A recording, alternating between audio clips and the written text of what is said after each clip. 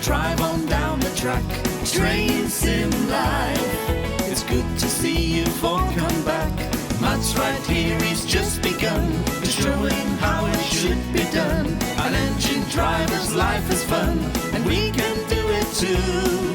Train sim life. Matt's gonna drive on down the track. Train sim life. Good to see you in the chat. Matt will always do his best as he puts locos to the test. He drives for hours without a rest, and you can do it too.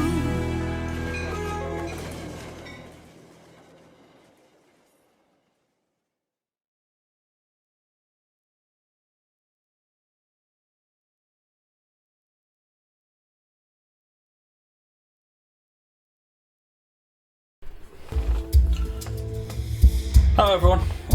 Let's pull the microphone over here, shall we? How is everyone doing? Is the game working for you? This is what I really need to know. And a quick AV check, just to make sure that we're all good. I think the background audio is a bit loud, but that's okay. It'll sort itself out. I will turn it down just for the time being.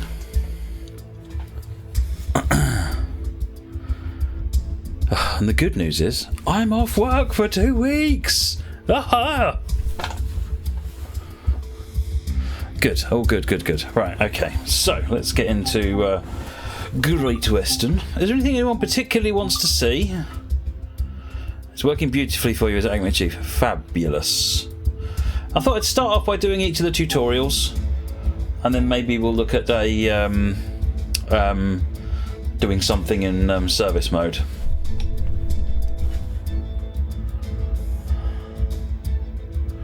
You want to see the Class 66 tutorial? Let's do the Class 66 tutorial, shall we?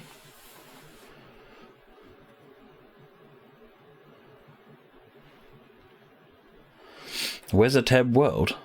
What's Wezateb World?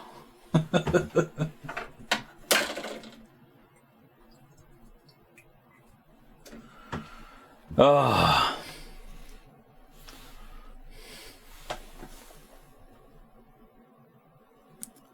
Oh yeah.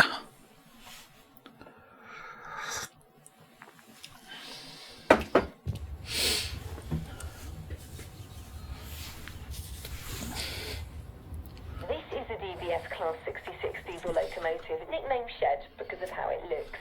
This locomotive used to haul aggregates up and down the Great Western Main Line.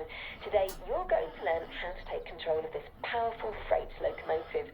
Start it up, get it moving, and then bring it to a stop. Start by climbing aboard the locomotive.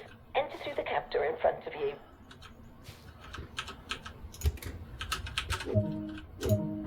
Take a look around, and when you're ready, have a seat in the driver's chair.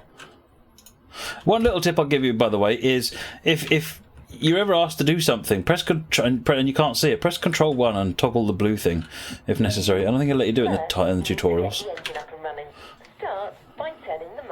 But sometimes you're asked to do something and you're thinking, well, do what? Now get the engine started. Set the engine run switch, generator field switch, and the control and fuel pump switch all to on. Here you go. Use the engine start button on the desk, then wait for the engine to get running and set the isolation switch to run.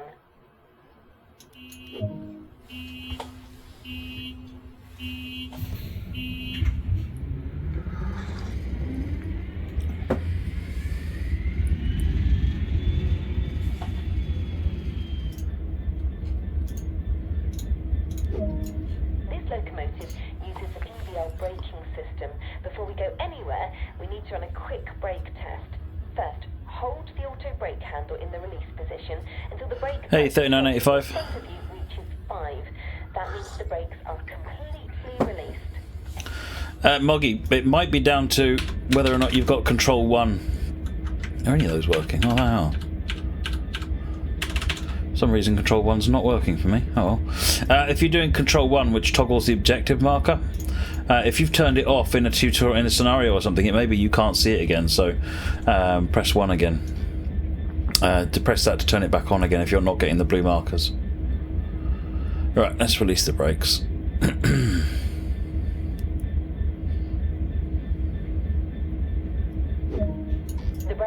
need charging, so a full application is needed. This time, hold the auto brake handle in the apply position until the brake pipe control needle is at 3. Well, 3-ish anyway. It looks as though the brakes are working as they should. All you need to do now Good evening, Chris. is release the brakes again, so you can get moving.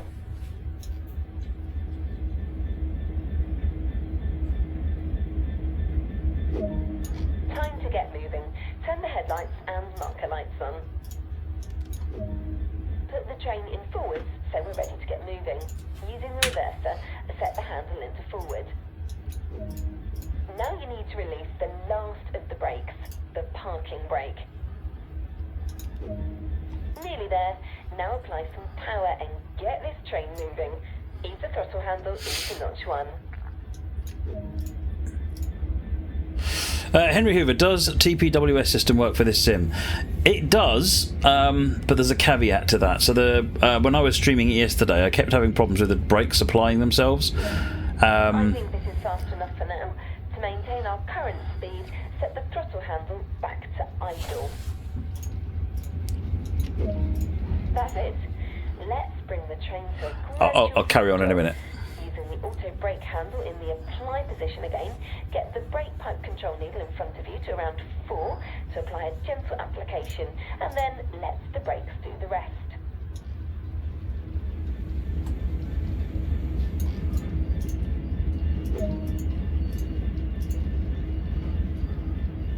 Who did the voiceover? No, it's actually the lady that does all the voiceovers for Great Western Railway. It's the actual voiceover lady from Great Western Railways. Great work. You're ready to head out there on your own now. If you remember everything I've shown you here, you will do just fine. There you go.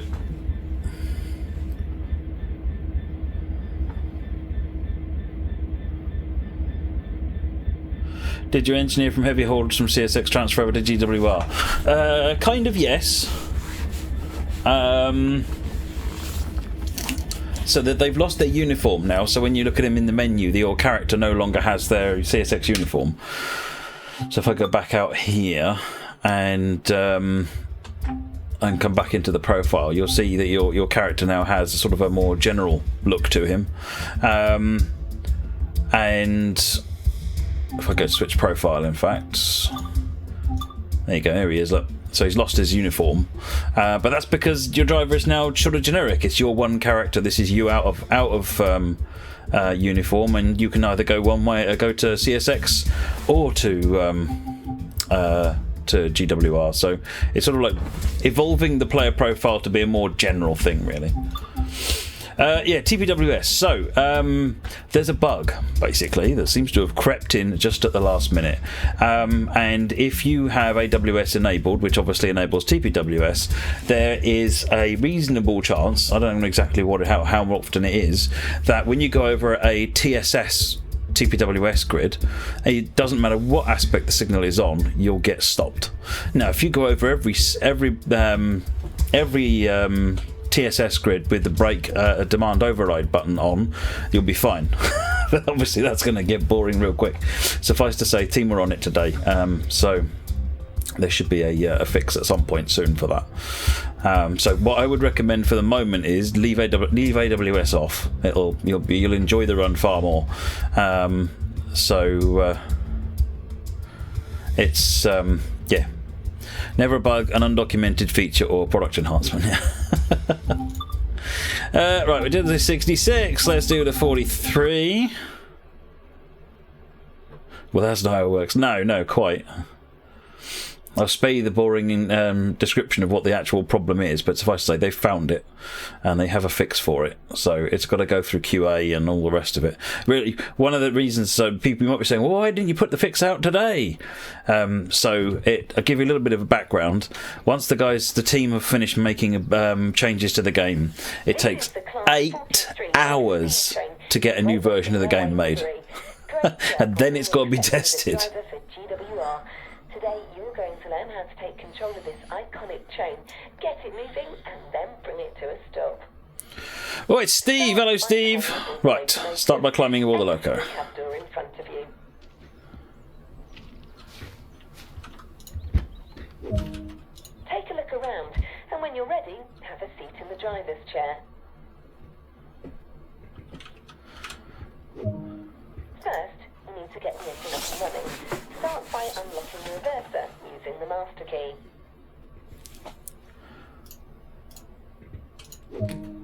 Set the reverser handle into the neutral position.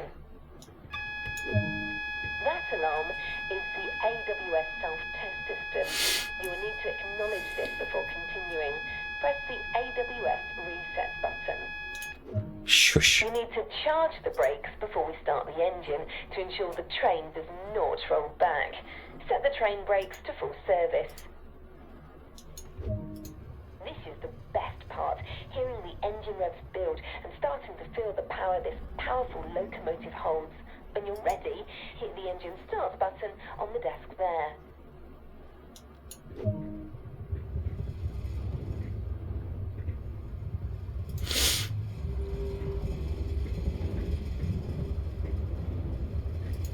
Parking brake is this one here. Things start to get a little more complicated from here, but we'll take it step by step. Set the headlights to day headlamp and markers. Trainboy 100, thank you for the sub. Well, thanks for the Discord message. Oh, sorry, Trainboy.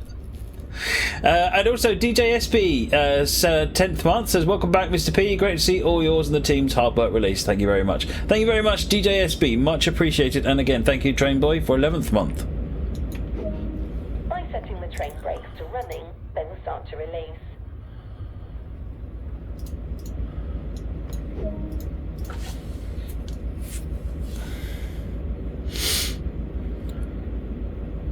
Right, we've got to wait for this to discharge now. What we're doing actually is we're waiting for the main res pipe to get up to about 7, I think.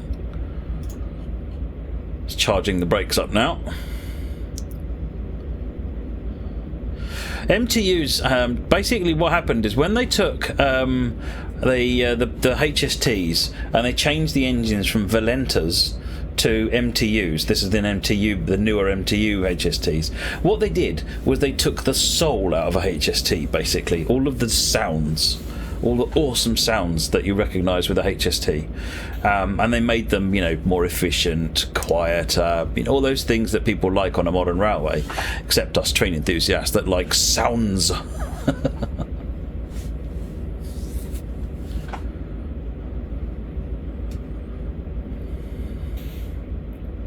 Where are the door controls? So Daffy, there is actually no door control on a HST. The driver doesn't operate the controls. So we've sort of fudged it. So what you do is you press the tab key. I'll show you that in a minute. Get this train moving. Ease the throttle handle into notch 1.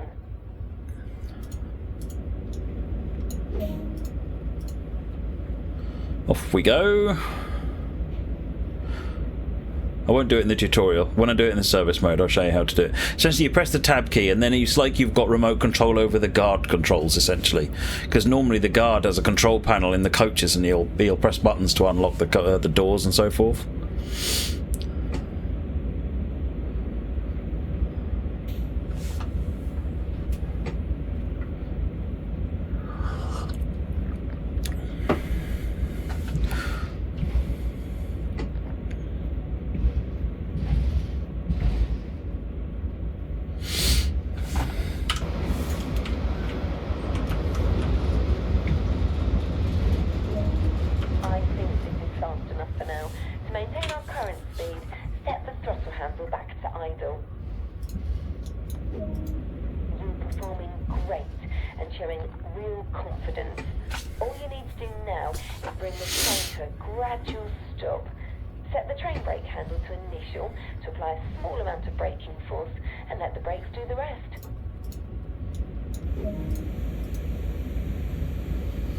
That's it. Instasim, I think you asked about your prize from the official stream. I actually have no idea.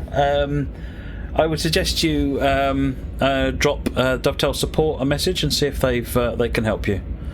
Unless Steve can help you. Steve might be able to help you. Steve, can you help? Flying Scotsman, thank you for the chair.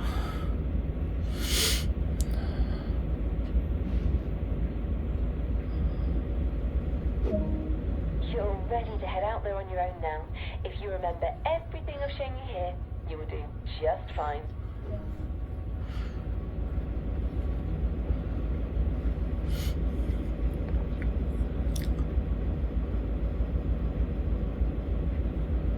That's better. Right, we did that one. There's 166 tutorial next. This is Matt learns to drive trains. DTG Steve, I think InstaSim's looking is trying to just get an update on when he might win collect the key. I think he was one of the winners from the official stream. I guess he's keen to get going, quite understandably. This is the Class 166 in Great Western Railway livery. This unit moves up and down the Great Oh, I Western love Railway, this train. providing stopping services to thousands of commuters each week. Today, you're going to learn how to take control of this unit, start it up, get it moving, and then bring it to a stop. Start by climbing aboard the unit. Enter through the cab door in front of you. Take a look around, and when you're ready, have a seat in the driver's chair. First, you need to get the engine up and running. Start by unlocking the reverser using the master key. Set the reverser handle into the neutral position. That alarm is the AWS self-test system. You will need to acknowledge this before continuing. Press the AWS reset button. Thank you. You need to charge the brakes before we start the engine to ensure the See you later, train boy. does not roll back. Set the throttle brake to full service. When you're ready, hit the engine start button on the desk to get the engine running. Now, set the headlights to day. Headlights, where's that? That's up there, isn't it? Put the train in forwards so we're ready to get moving. Using the reverser again, set the handle into forward. By setting the throttle brake to off, it will start to release.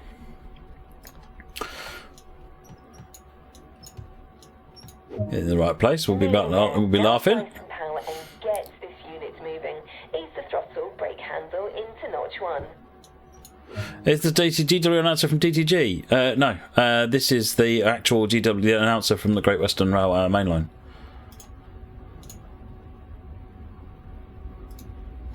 Faye was quite keen to get into doing video game voiceovers, and then we said, "Good, we've got a train voiceover for you to do." Oh.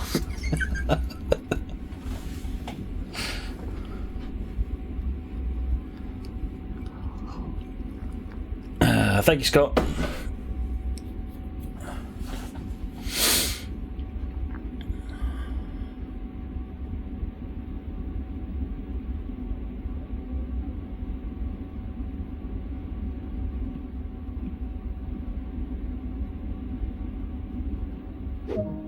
You're performing great and showing real confidence.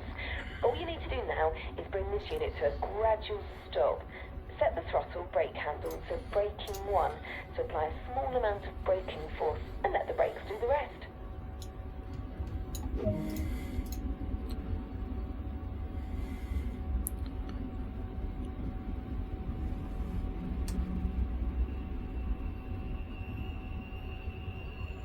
Oh, love it. You're ready to head out there on your own now. If you remember everything I've shown you here, you will do just fine. Yay! So many points is. And now we'll do the stopping tutorial.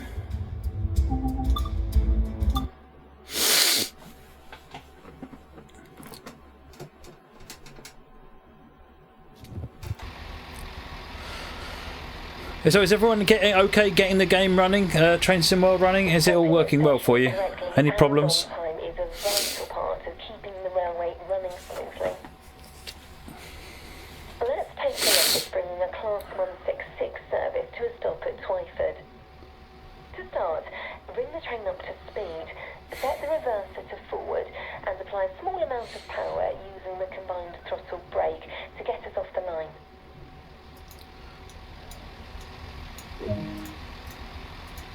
Notch one, eh?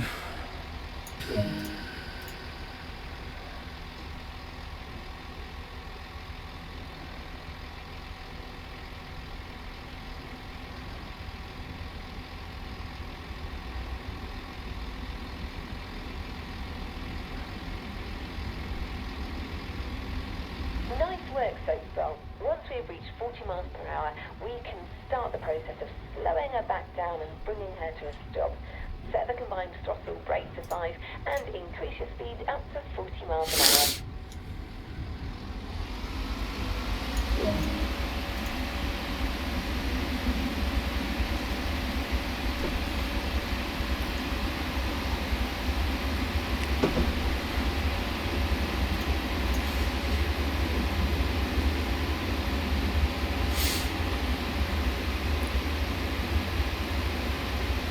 Do the foliage and trees still move and sway? Yes, as long as wind is turned on, then yeah.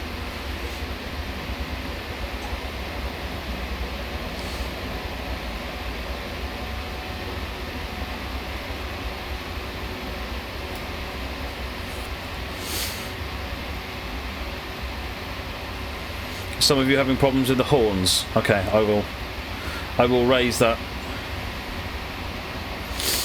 Actually, rather than me, because I'm not at work anymore. Can you raise that with the official support team? That way they can track all the people that have got these issues.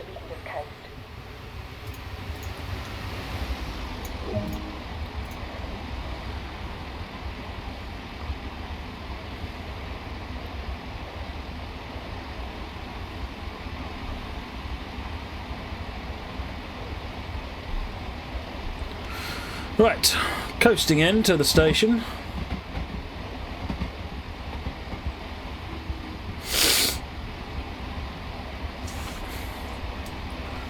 I'm already starting to feel like I'm getting sick. But that's fine, I've got 2 weeks off, so 1 week to get sick, 1 week to have fun.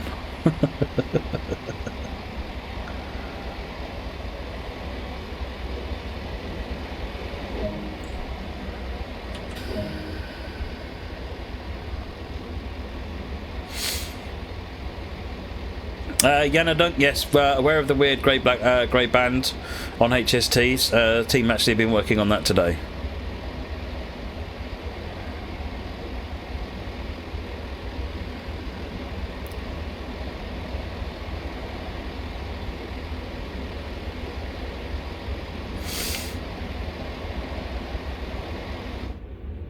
Hello. Apply some brakes now and follow a gentle, smooth braking line right down to a stop.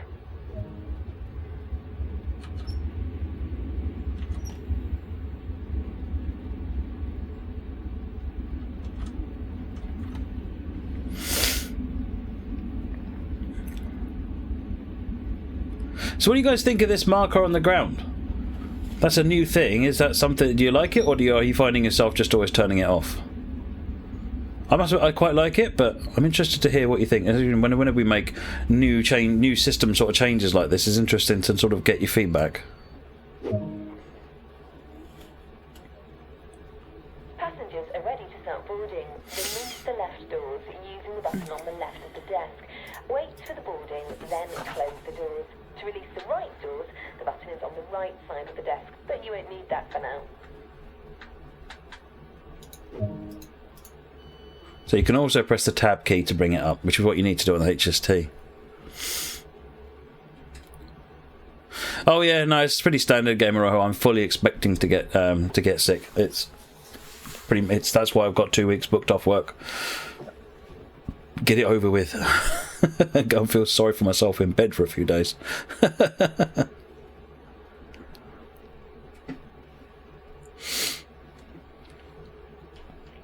You would turn it off and use HUD counter. Yeah, you can do that. You can, if you press Control 1, you can toggle the blue marker. If you turn the blue marker off, it jumps up to the top corner of the screen behind my head.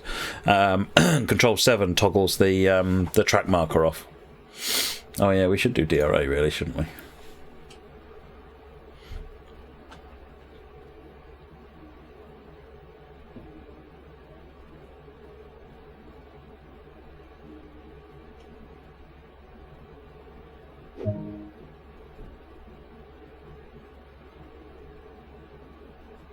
There's no track AR or equivalent support at the moment, Iron Anode. I don't have an answer for you about when it would be supported. I'd like to see it supported, but... Driver generally plays a big part towards a nice clean stop at stations, but you'll learn that after some practice of your own. Boom!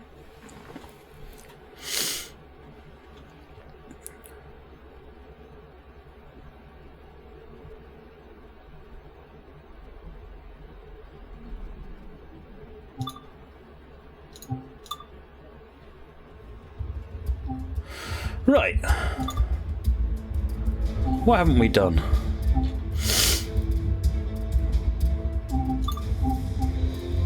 Let's have a quick look at my settings. What have I got running here? Full screen, ultra, TAA. Let's have VSync. And that's all turned up, unlimited. Okay. Oh, that's not what I wanted to do. Scenarios. Down the line. Have I got the cold? Yes, probably.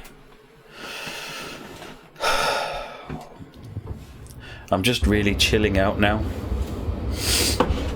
And my body knows it. Welcome to London Paddington.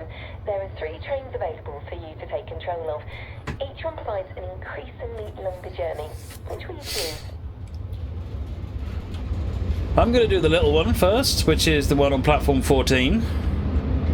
We have a bit of time to get there. It's not due to leave for about 7 minutes.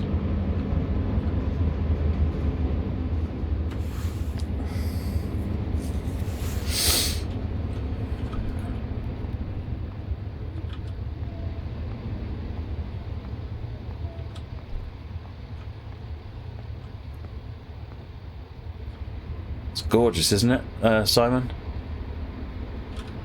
Instantly recognisable as well.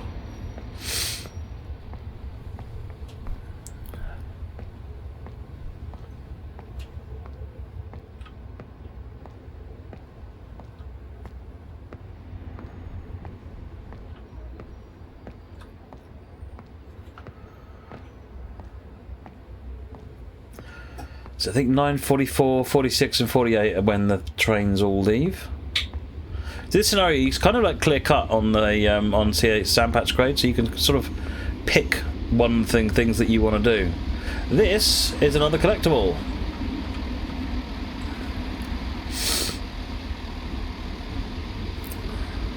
F3 for FPS.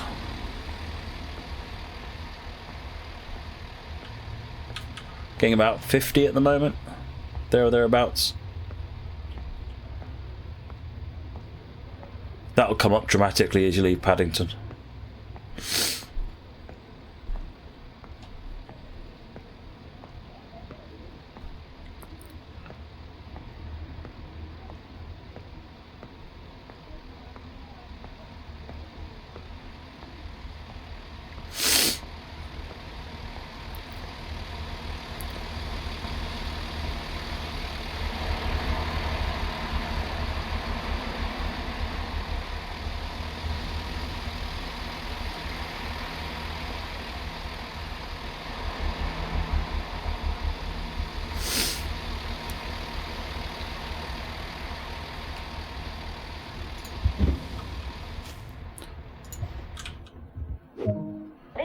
Is an all-stop service to Hayes and Harlington.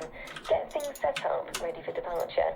You'll be heading out shortly. I think we're just about done. Let's get the doors open. Let's make sure the lights are on inside. Good. Smoking is prohibited at all stations and on all train services. This includes e-cigarettes.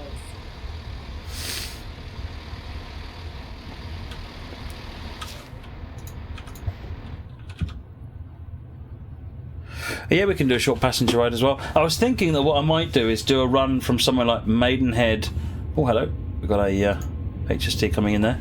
Run from like Maidenhead to Reading as a passenger, and then maybe do a commuter run back in towards London. So I'm just trying to have a look at the timetable and when that might make sense.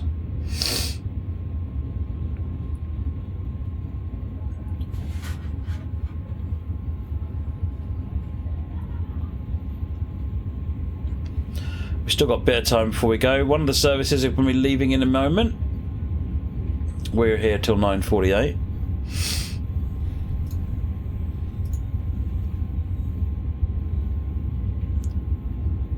No, this is a scenario. This is called Down the Line. There's one of the trains off now. Someone asked about 6-car units, and you'll notice that that is a 6-car unit.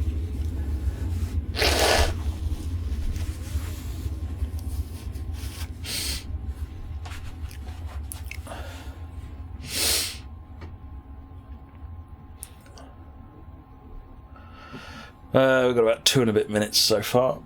Right, I'm just looking at this timetable some more.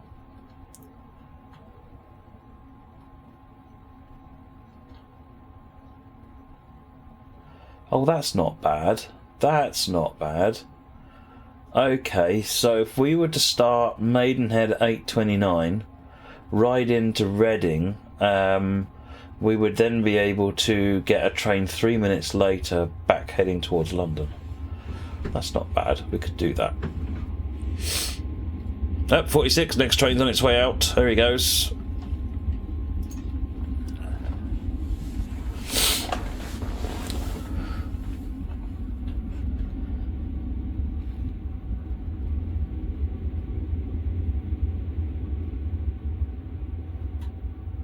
Have I got cold? Well, probably.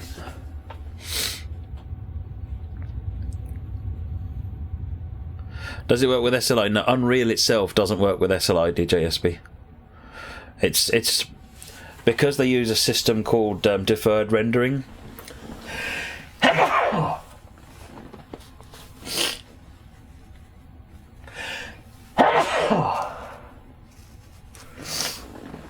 That's amazing. Seriously, the product releases at 6 o'clock, and 3 hours later, I'm already coming down with the first cold. Wow.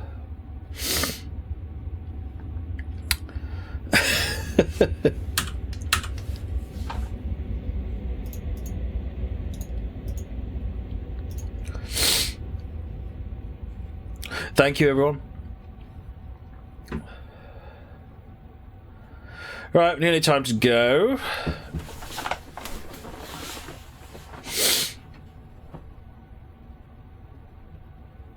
Or out the body, yeah, just about. Signal aspect. I'm showing. I only have the fact that there is a signal, not the value of the signal. At the moment, it's actually a red. So there's a setting where you can choose whether this shows the value of the aspect or whether it just shows the distance to it. Close the doors.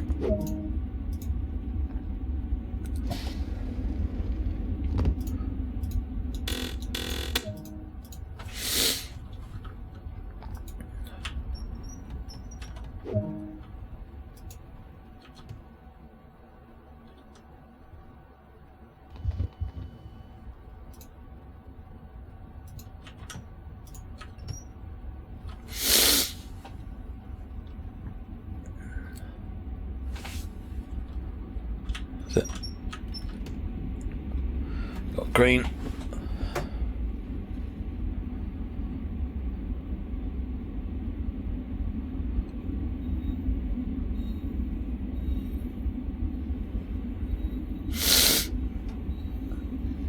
Yeah, system crashes, absolutely.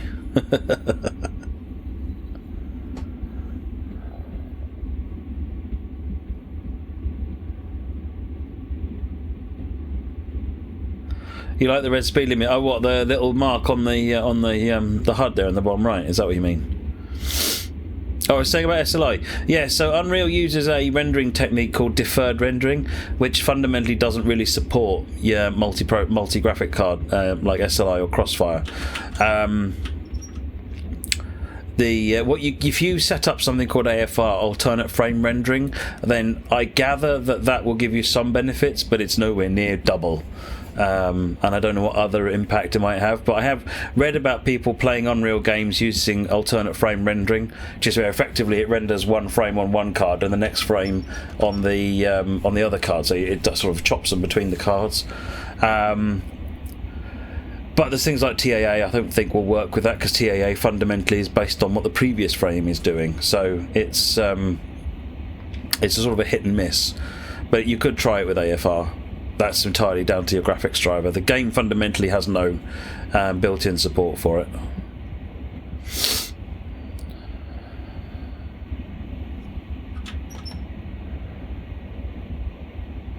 Acton Mainline is our next stop.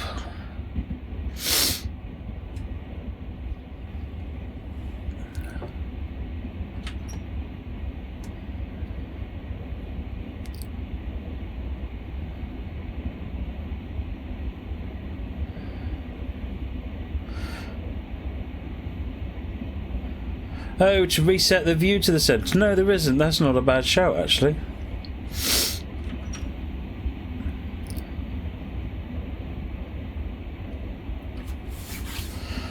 Let's put that control 1 off and get the distance in the top left. That thing about putting the distance in the top left, by the way, it says this. Full credit to one of our beta testers who came up with that idea. Really liked it. There's a left and right arrow still moving around the cab. Doesn't in this one because it's only got the one camera, but it does in some of the other ones.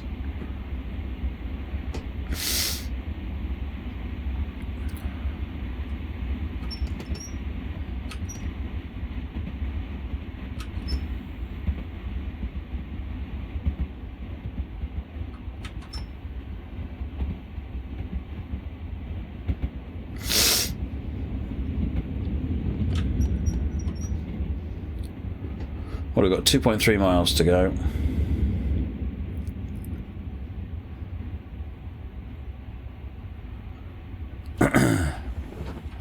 Oh, no. There's a problem with TPWS, and if I turn on AWS, the chances are that the train will keep coming to a halt. So once that's fixed, then we'll be all right. But well, it is fixed in the dev build. I'm just waiting for a cook to go through QA.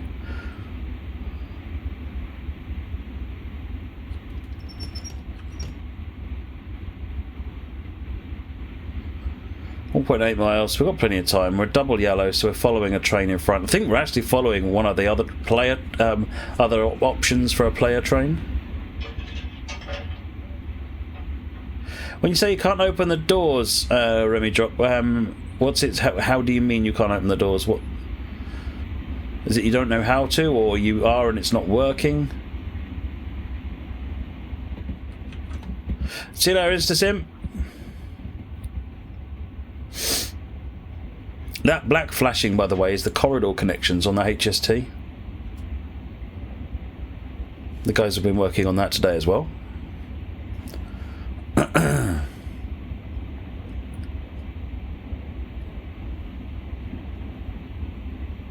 What I would suggest, Ronnie Drock, is that you drop a note to Dovetail support, give them as much information as possible, hopefully preferably a screenshot or even maybe even a video if you've got one, of what you're doing, and then someone will be able to help you.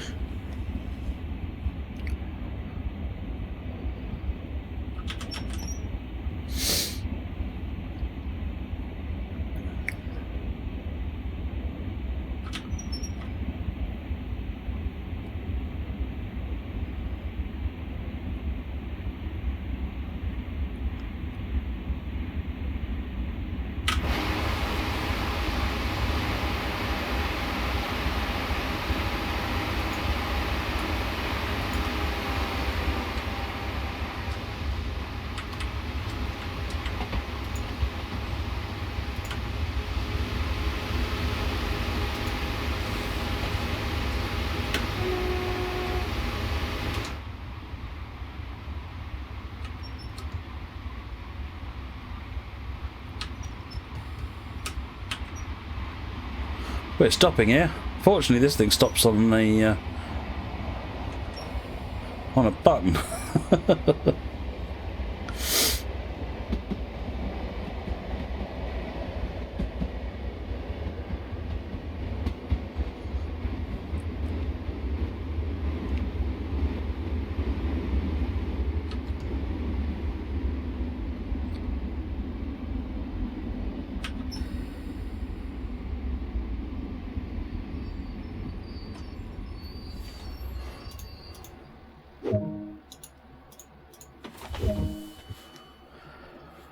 Twitchy for Life. Just spent 3 hours on Great Western. Love it so much. One thing with the motion blur and screen flicker bug you mentioned on stream last night. Is there a workaround to a bug fix? Screen flicker, you mean the thing with the HSTs? There's no workaround for that or the motion blur, but it is something that is being looked at.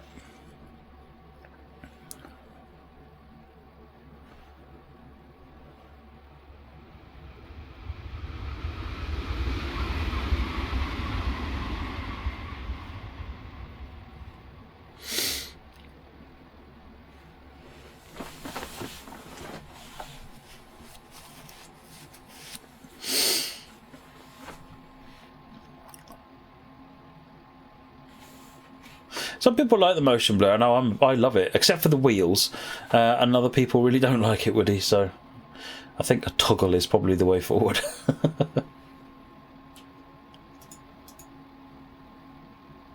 Oh, wait until 9:58, we're 2 minutes early.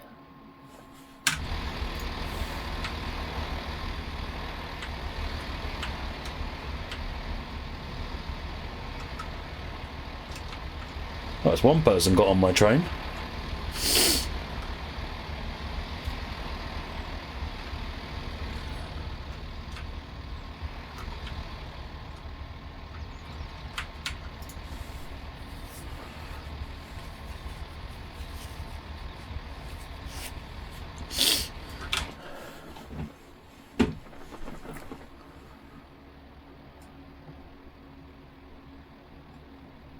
See you later, 3985.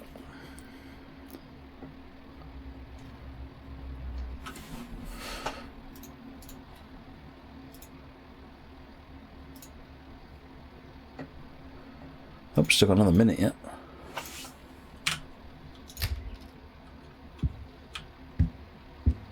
I love the fact you can get up and walk around.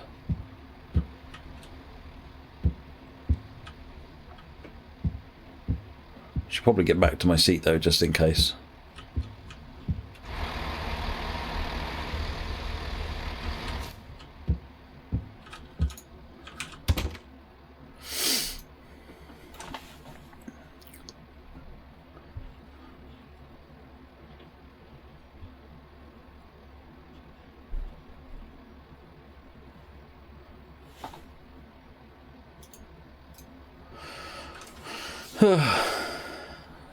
Clearly got here a bit early. Rennie Jock, there's no support for joysticks, just the Xbox controller, I'm afraid. So unless you can somehow make your HOTAS work a bit like an Xbox controller, or look like an Xbox controller internally, I guess, then I'm not sure if it'll be very easy to do.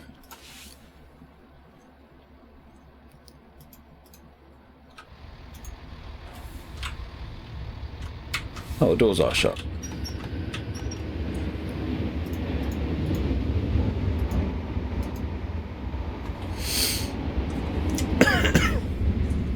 Well, these passengers are like all the real ones. They never listen to the yellow line.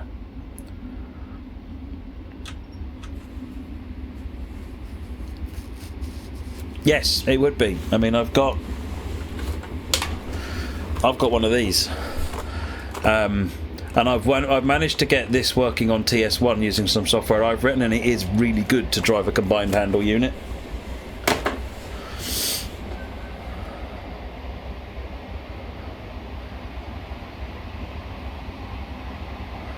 Healing Broadway, 1.2 miles. Due there in a minute.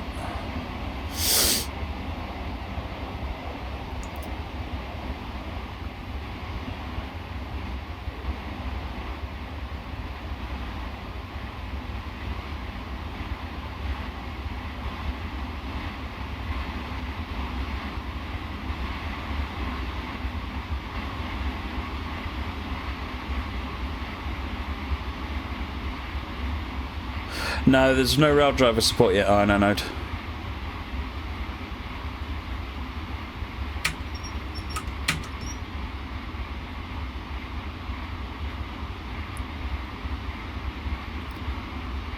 Hey Jim Bob, thank you very much.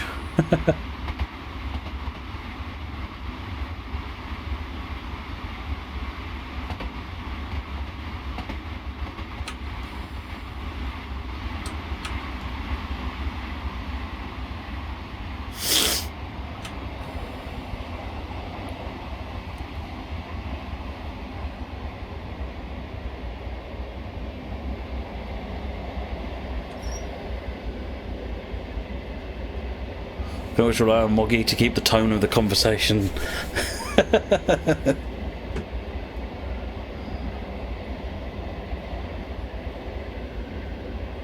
Yeah, you could use Xpadder. It's not something I've tried myself.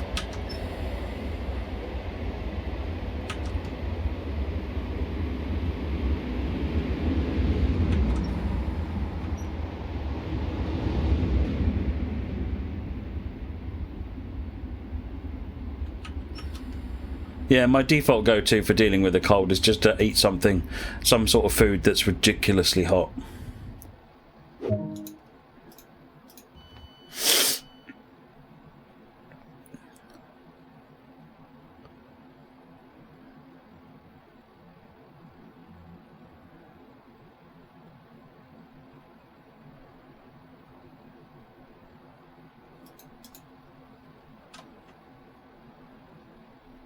I don't normally eat hot food, Moggy, but when I've got a cold, it's nice, Woody. Nice, Woody. Yes, I mean spicy hot, yeah.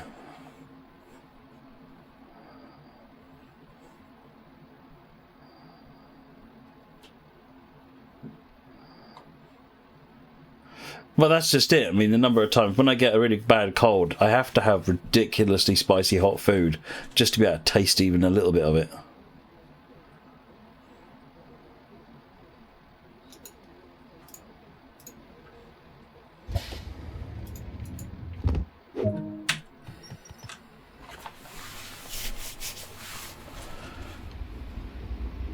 We're stealing.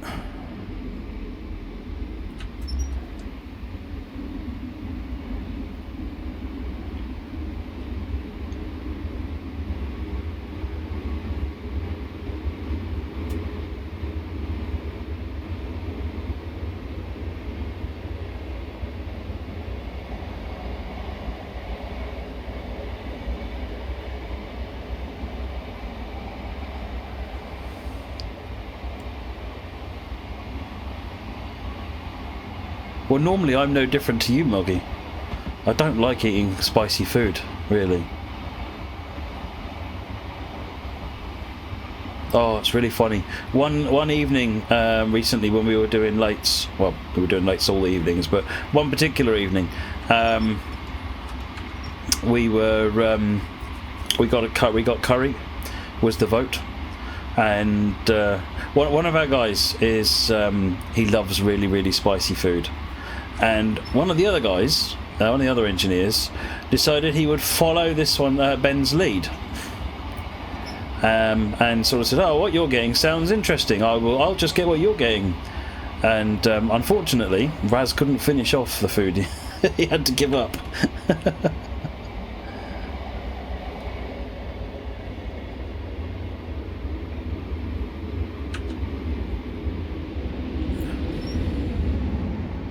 A little bit there, a little bit there. Come on, stop!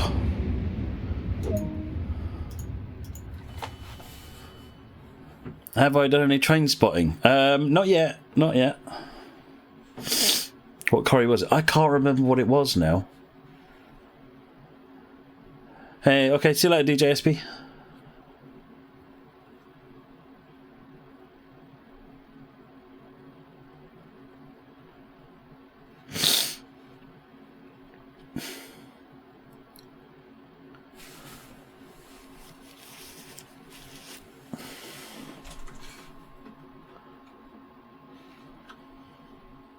You didn't know train drivers had a door close button too? It's a brand new feature.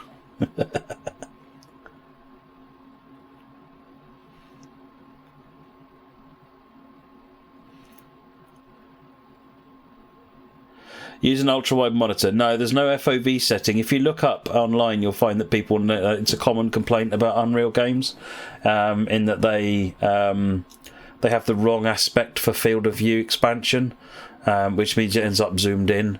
I do actually have I've been playing around with a possible fix for it, so I don't know when I'm going to be able to get something in, but I have been looking at it, because I use 3 monitors at work, and I quite like running the game in triple wide, which looks awesome as long as you're able to set the field of view up correctly, which I can do on the debug version of the game. But I need to find a way of getting that into the settings.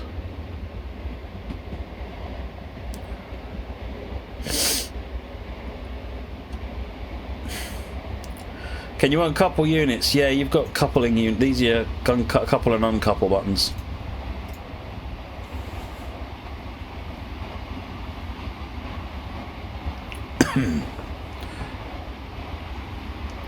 Hanwell.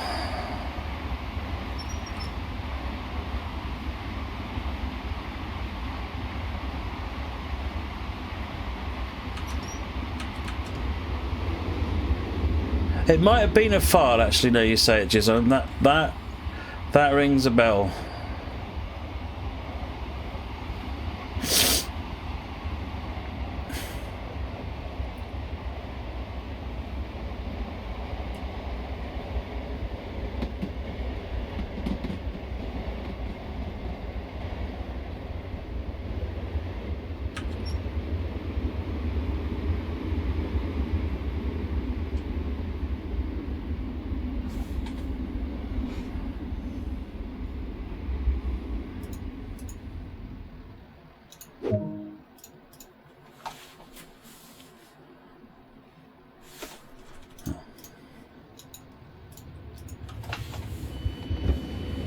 Oops.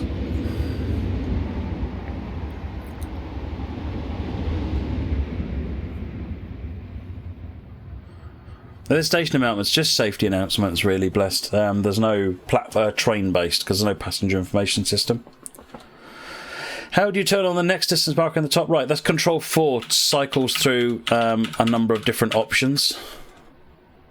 Control 2 and 3 to toggle the signal and speed limit indicators.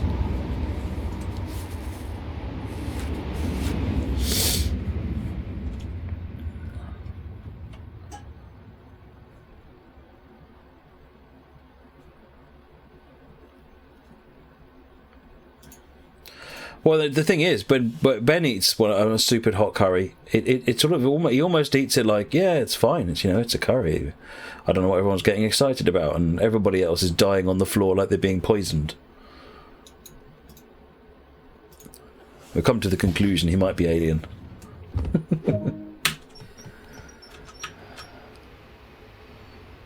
Southall. Captain De Paula, note the destination board isn't implemented, unfortunately.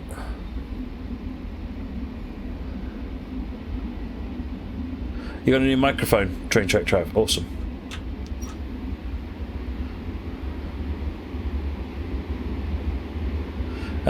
Zach Clifton, yes. In fact, it was. I think they found a fix for it today, and a few other things. So it's got a bit built tomorrow.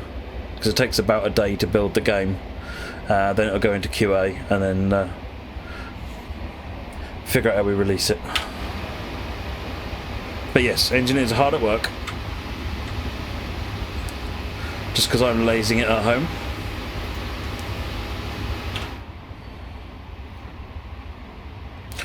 .3 miles to Southall.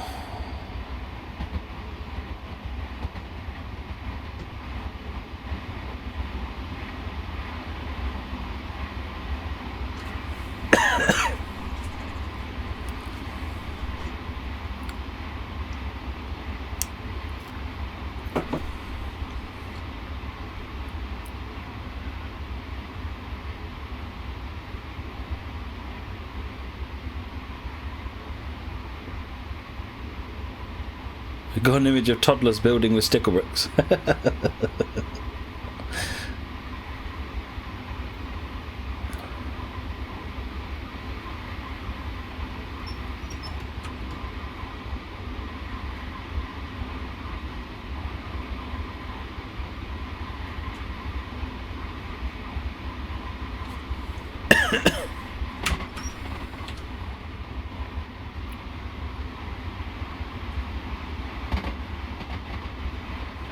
Can you drive the HT on the American route? No, you can't.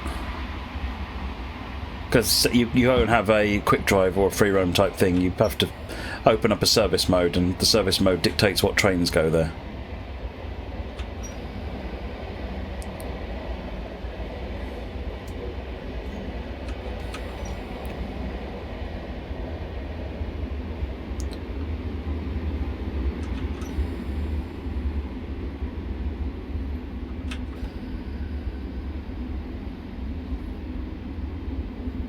But I tried whiskey for the cold. Unfortunately, alcohol doesn't agree with me.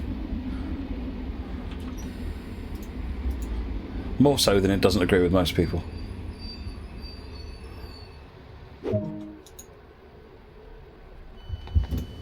It's got the doors open. Can you use Southall Yard? You mean this? There's no scenarios that use it, but it's there for future scenarios to use. There's this as well, again, for future scenarios to use. And again, I don't think anything currently does use it.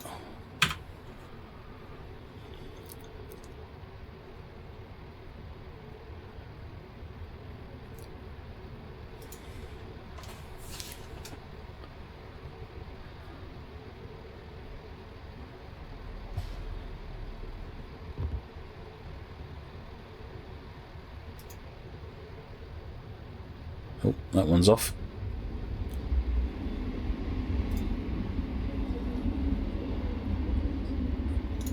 Pass through the station at high speed and can cause turbulence.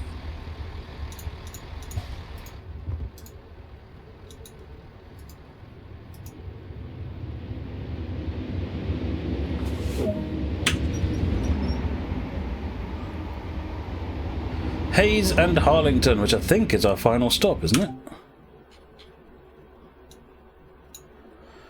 Hayes and Harlington, yep.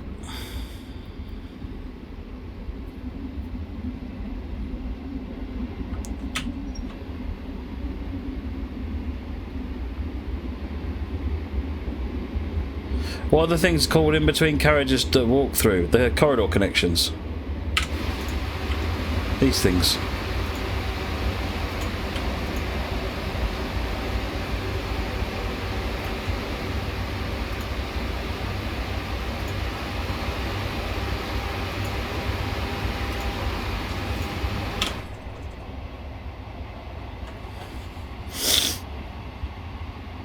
What did I say the black flashing band was? It's actually the corridor connections on the HST. They're getting themselves put into a strange position and having to get themselves back in the right position. It's very strange. But I think they've got a fix for it. Gangways, there you go. Steve coming in with all their technical terms.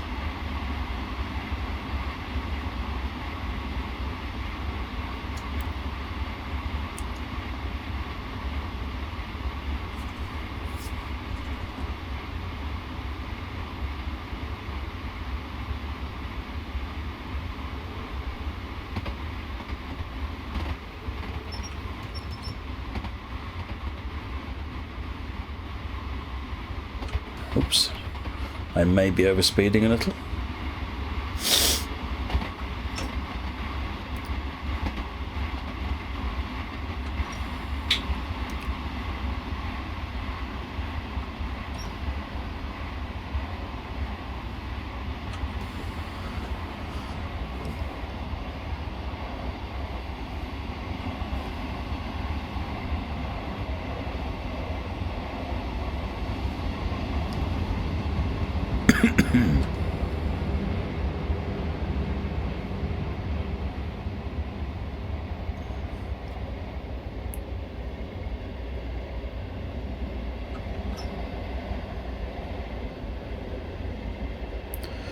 This is our final stop. We're going into the bay at Hayes.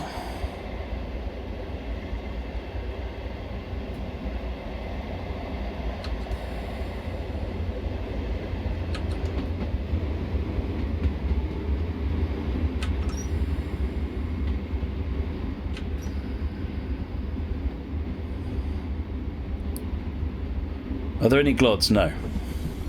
It's a glod-free zone.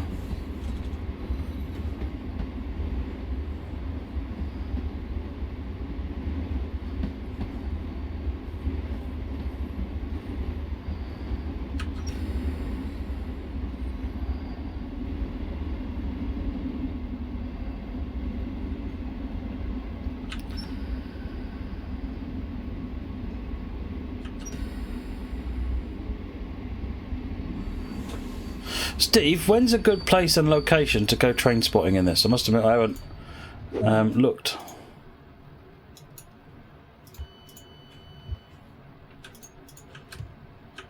That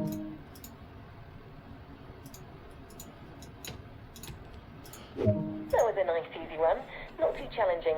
Be sure to put yourself forward for more work.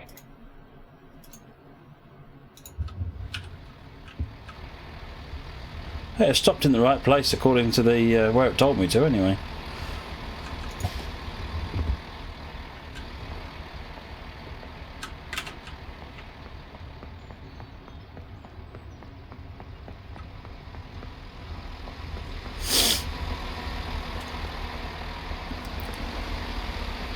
Oh, that's the S-car stop there. I wonder why it didn't stop me down there.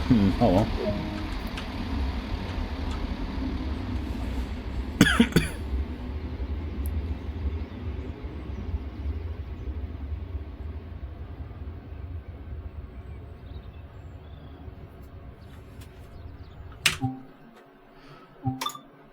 What else should we do, folks? Do you want to should we do some train spotting?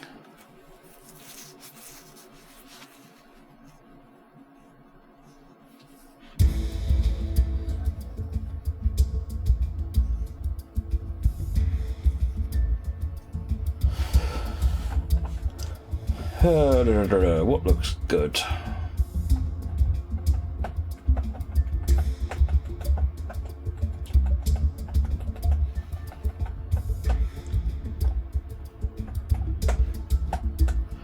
Let's go with Slough. We'll go in at 10:30. Let's see what happens, shall we? In service mode, when you've finished driving a train to a destination, can you just get out and get onto any free train? And multiple requests for freight. Alright, let's do freight. Let's do freight. We haven't done that for a while. So we'll do a service. Let's have it. Should we have it go raining a lot, shall we?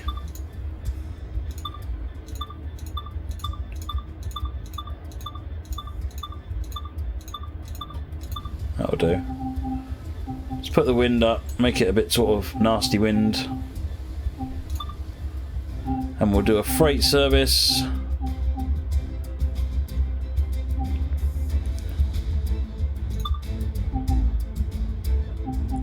FKA container wagons. Scotsman, yes, this was oh, so Acton mainland around 650, yeah, okay, good.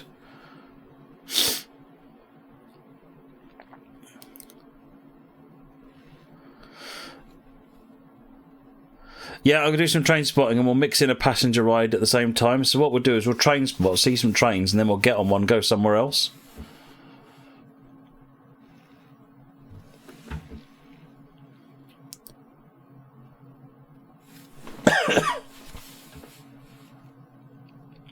So you reckon Acton at 6:30? What I'm wondering is...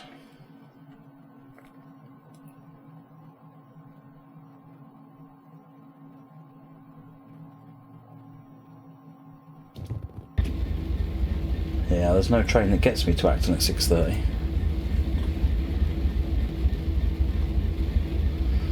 Right, turn that off. Got lights on, instrument lights on, don't want the desk light on either. Now it's up to 100.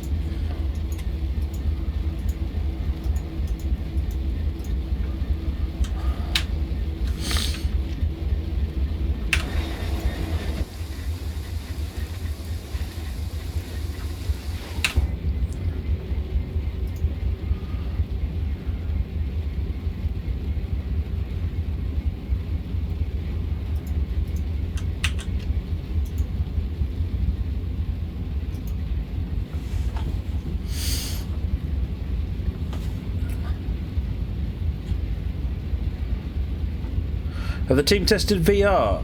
I haven't run this in VR for a while, but yeah, the VR looks actually really good in TSW. but it's not officially supported yet, because just making it run in VR and 3D is the easy bit. Actually making it compelling, usable and so forth, that's the tough bit.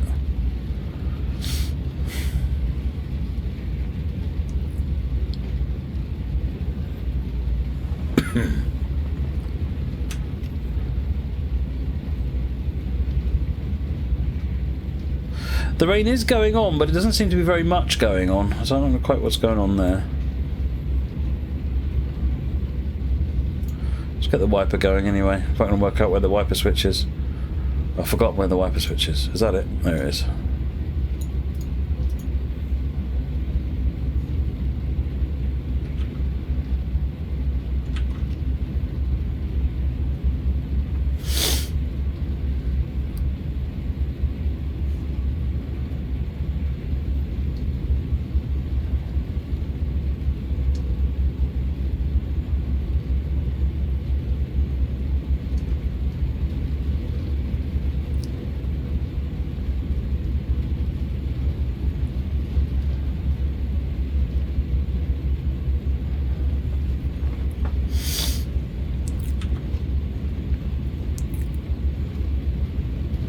Where did that switch I was supposed to press go?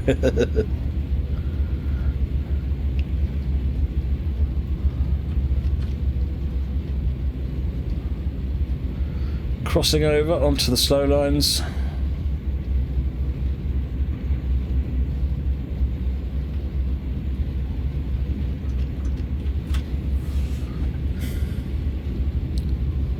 Yeah, I noticed that earlier on 4072. We're actually on to over 2,000 likes on the Facebook page now. Brilliant. Thank you very much, everyone.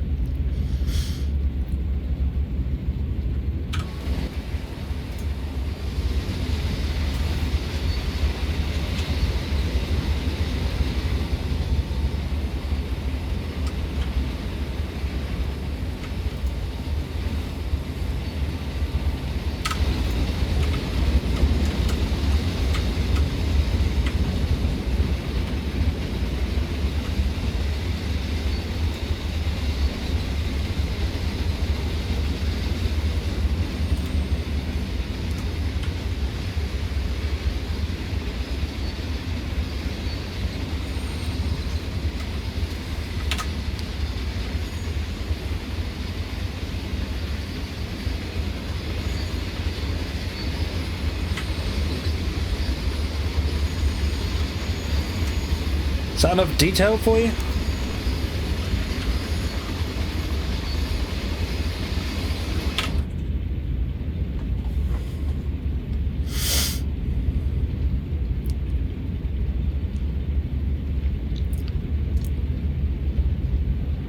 Still not getting any rain on these windows. That's really... I'll have to raise that with the team as well. It's like it's sporadic.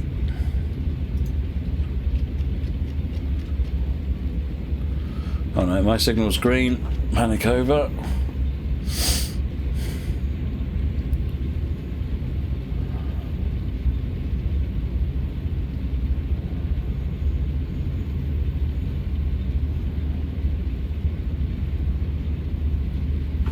Someone asked yesterday about whether the brake demand, the train stop override button works.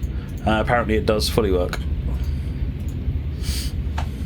And you need to use it if you request permission to go through a red light and you get permission to go through it, you'll still need to hold the train stop override as you go over the train stop TPS WS grid.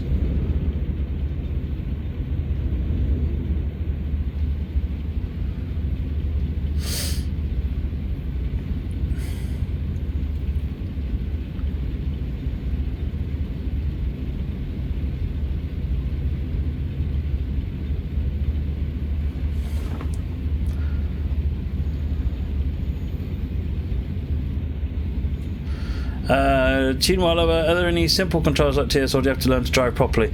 Kind of have to learn to drive properly, but if you look at the if you run the tutorials like I did at the beginning of the stream, they are it's pretty basic actually to drive. It's actually quite straightforward.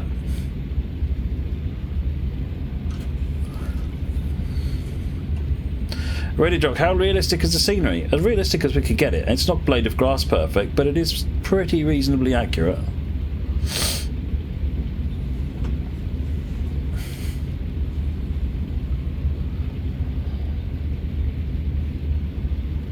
Oh, it overrides it for a set period of time, does it, Ed? I must admit, I'm not the one who implemented it, so...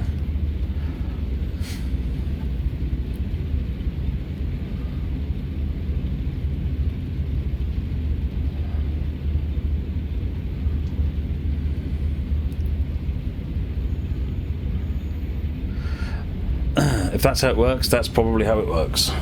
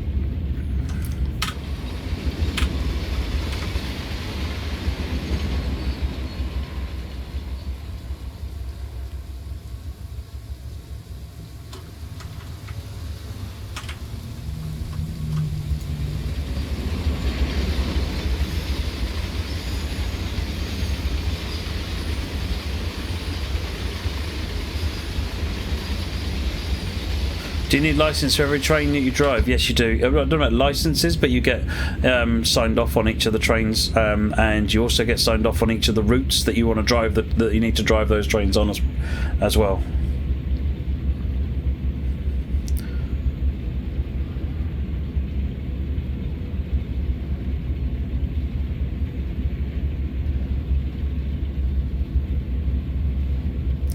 "24 miles.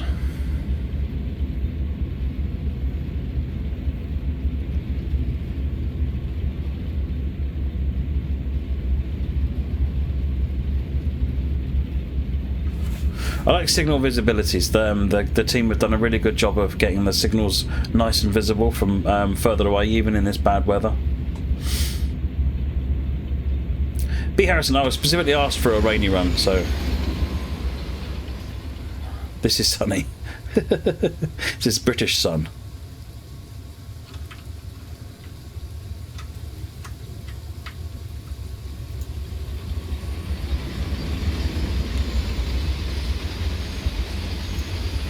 You asked about trees and whether they move around. Yep, they do.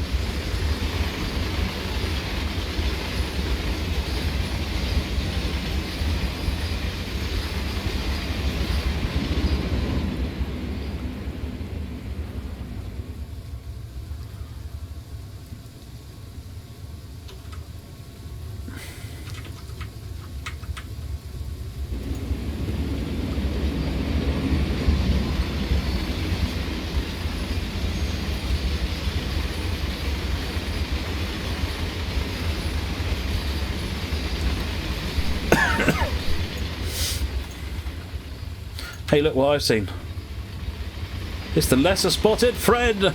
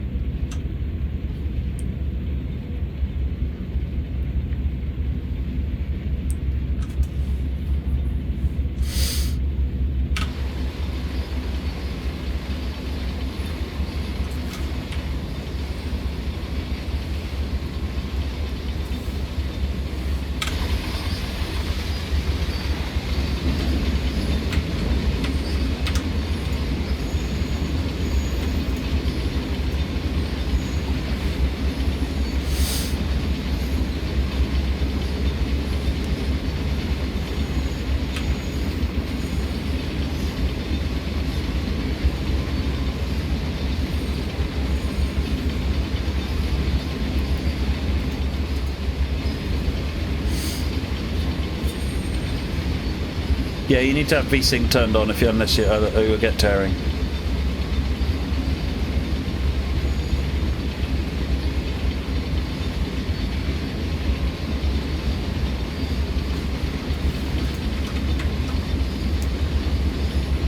This is something you can't do in TS1. You'll notice that the bogie is physically connected via the sanding pipe to the body of the train, and it just figures the animation out for you.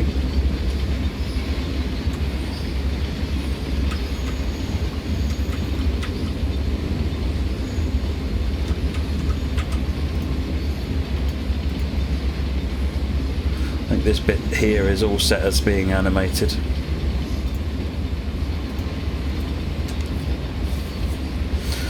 Motion blur can't be turned off at the moment, Joe. As Steve has just said, if you're experiencing any problems at all, or got any questions, then please contact the Dovetail support. As well as answering your questions, they're also collating a list of the feedback that comes in, and then we'll get a clear picture of what people are experiencing.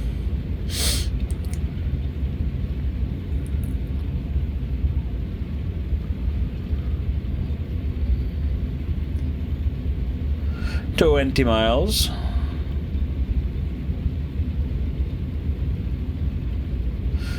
It's called a tail light here, Crucible. Whereabouts are you, Crucible? America, they're called end of train devices. In the UK, they're called FREDs, flashing rear end device.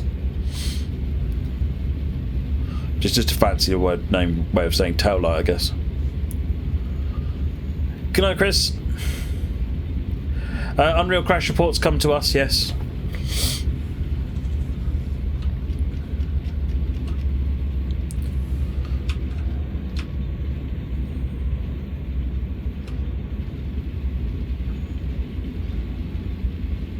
Did I miss another signal somewhere? Oh, 40 limit. Oh! Ouch! No, I'm being crossed over to the fast lines. Why am I being crossed over the fast lines? That's just unnecessary.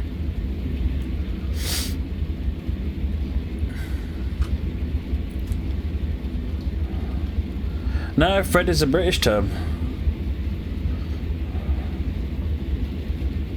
EOTD is a Fred, essentially.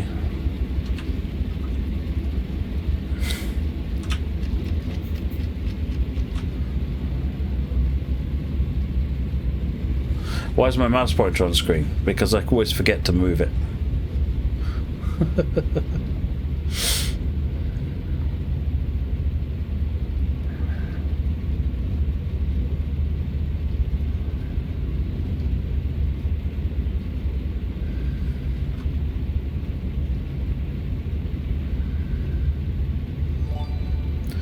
Rubku, welcome to the stream, Rubku. Thank you for the host, and welcome to Rubku's viewers. I'm pretty much just doing Great Western tonight.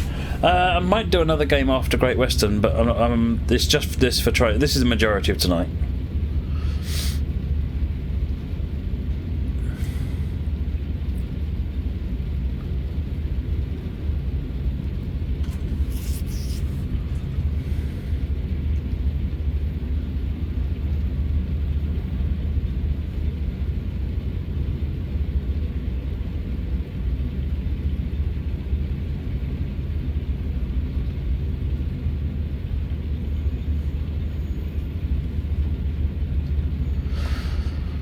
$18 miles.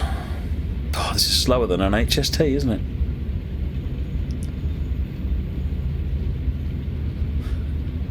Strangely enough.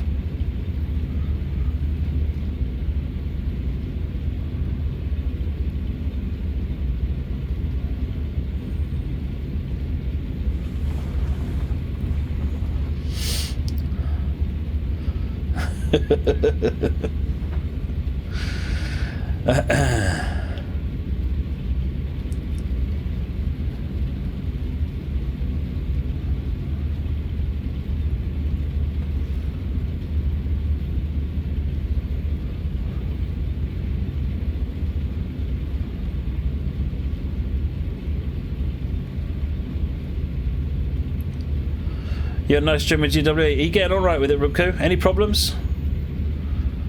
I'm aware of the glitching with the HST gangways.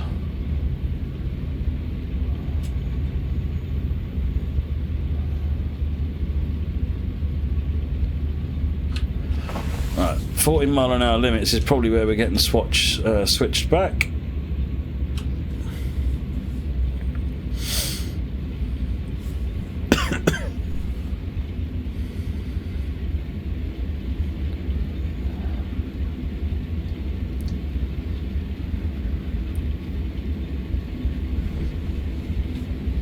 Outside view, certainly.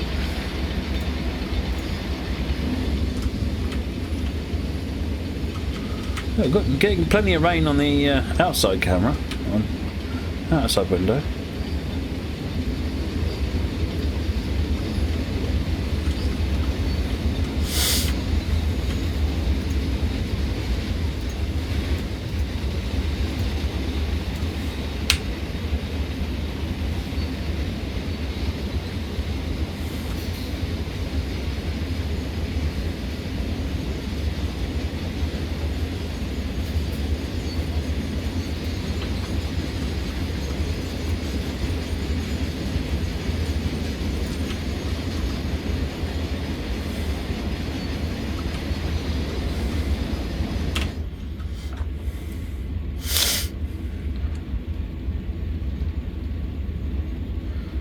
How's it gone so far? And very, very well, very smoothly so far, from what I've seen.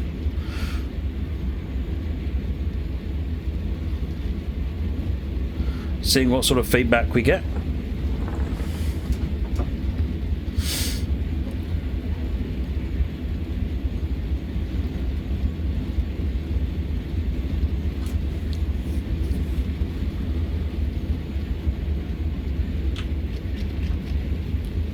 Am I proud of the team? You bet. You bet. They're a very, very talented group, and they work ridiculously hard. They're really passionate about what we're doing, and then it comes through in this.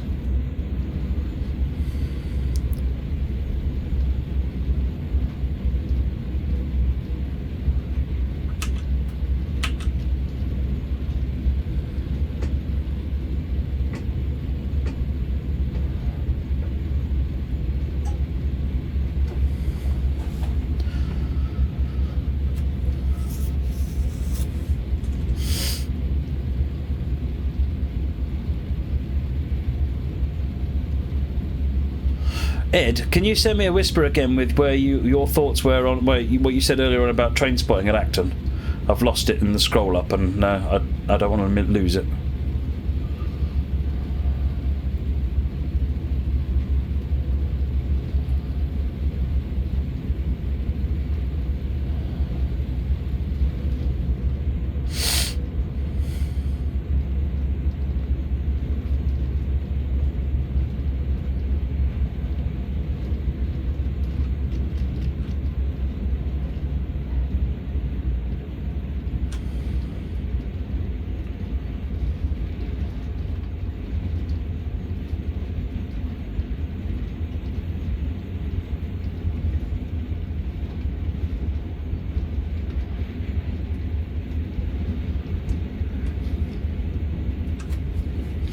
Still got 14 miles to go.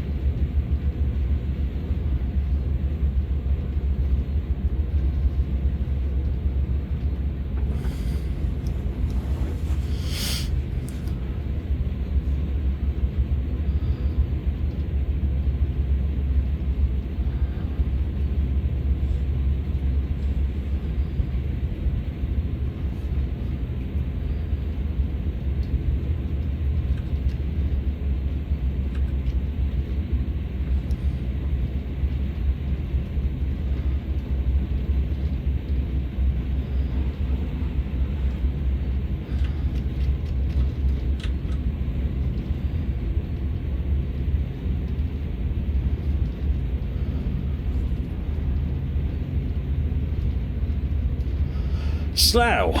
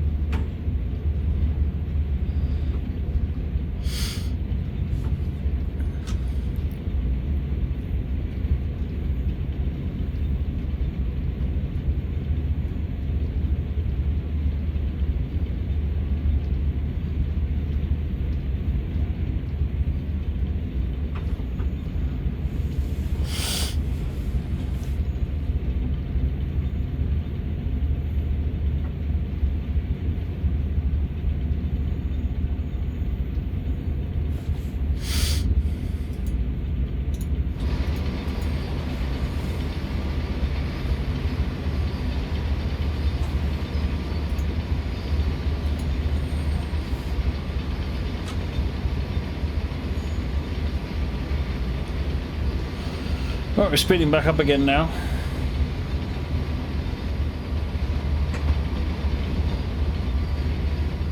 Ripgrids, I see your last message. Let me have a look. It's very good. Get 25 to 30 frames at high with TAA, an i7 4790 NVIDIA 770. So you're happy. So big deal. The big improvement there was because that process is the one that I use at work, and I use a 970, and I get double your frame rate. So your process is good. Graphics card would be a big improvement. So you're happy? Yep. We call it the Glitch ST, but for the rest, very nice. Really want to see a German route. Yeah, that'd be nice, wouldn't it?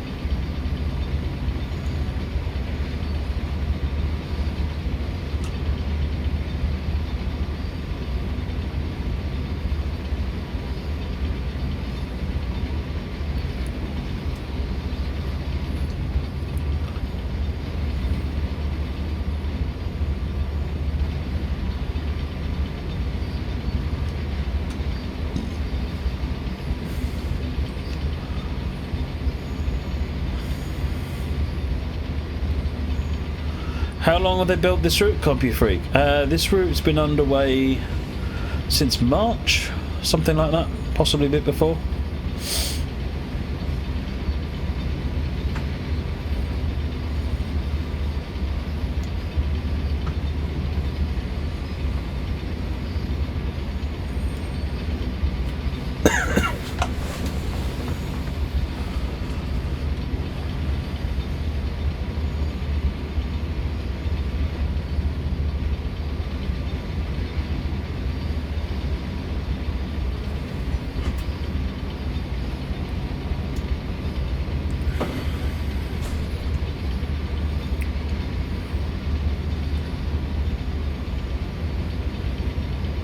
Two-thirds of the way there now.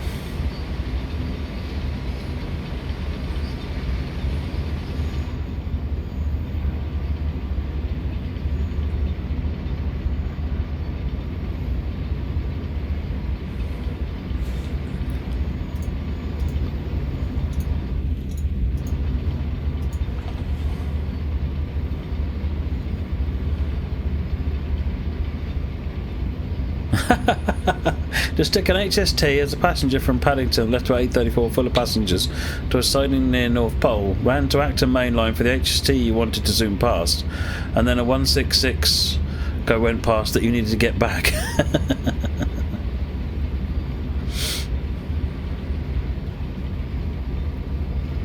You want to see more of the cab? They open as well. There's toys in there.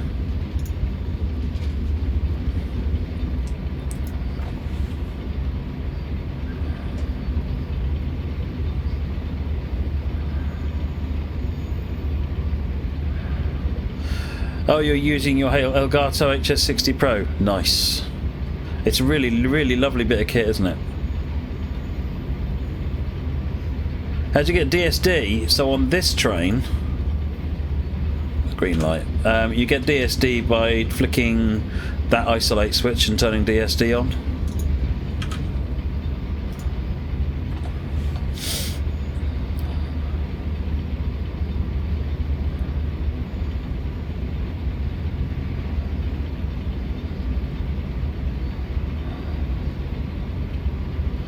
Fruit I have no idea. The dovetail stream was on a much slower spec machine than you appear to have there.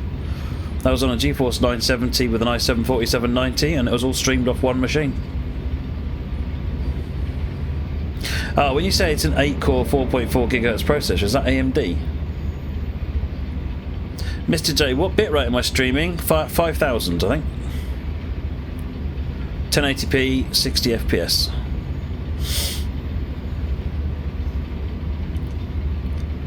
That was Airport Junction, we're through now.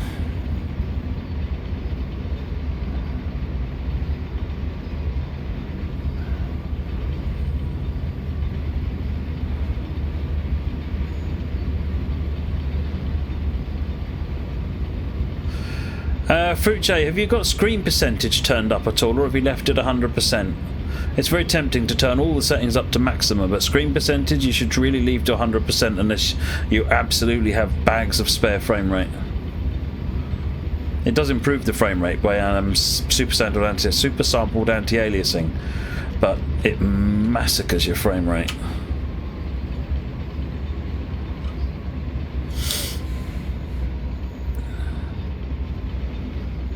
Speedbird, my specs are down below. If you look at below the video in the channel information, I've put a panel in there with the system specs on it.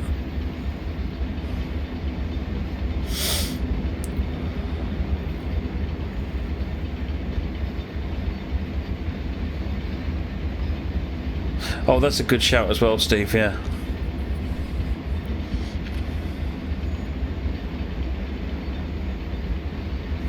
The pint glass in the corner is for tears. Let me shrink it down a little bit. Maybe put it up there.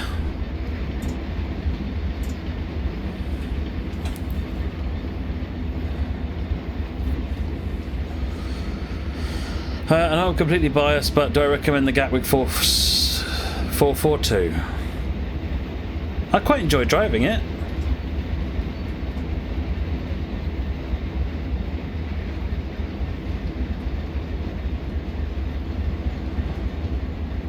What are my settings right now? Let me just go into pause and I'll show you. So I've got 1080p, full screen ultra, TAA, screen percentage set to 100. And on these, this is all set to maximum with max frame rate set to unlimited. So it's pretty much topped out. The only thing that isn't topped out is screen percentage, which is just, for streaming purposes, absolutely not worth the extra processing power. Oh, my headphones just died.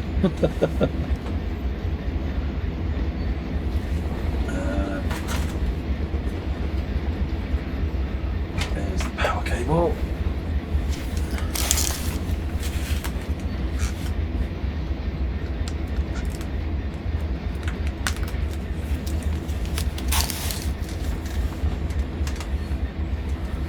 Should have sound in a moment. Oops, hello.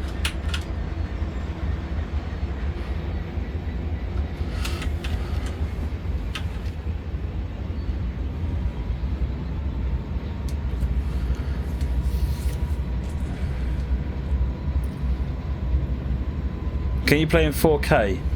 I think if it's a resolution on your system you can, but you might struggle with frame rate.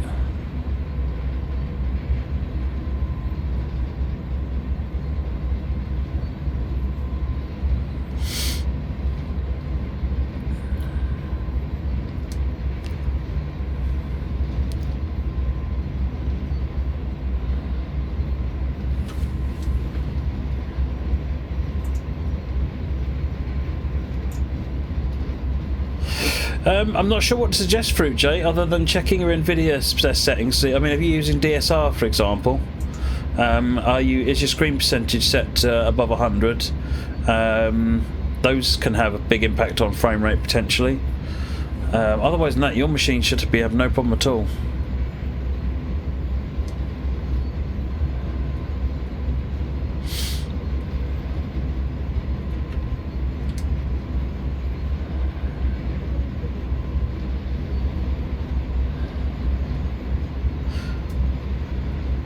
Yeah, Speedbird, if you've got issues that you want to report, then definitely you need to use the official support details.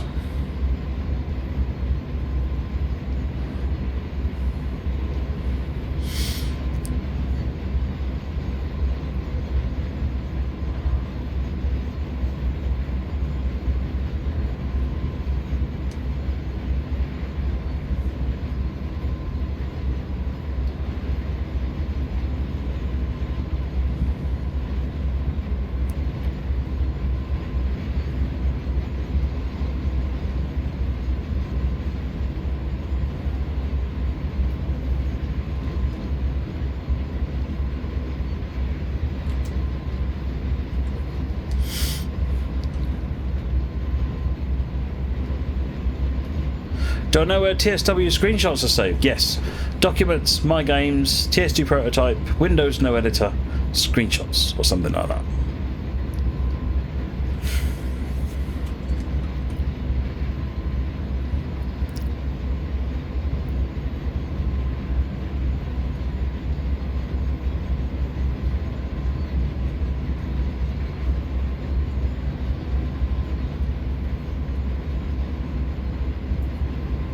Oh, so the game works perfect without streaming, although when you do stream, if you click off the game, tab out, the lag goes away and runs fine. The instant you click back on the game, it destroys your PC. Are you running full screen or are you running windowed full screen? Try switching between windowed full screen and see whether or not that changes what you're seeing.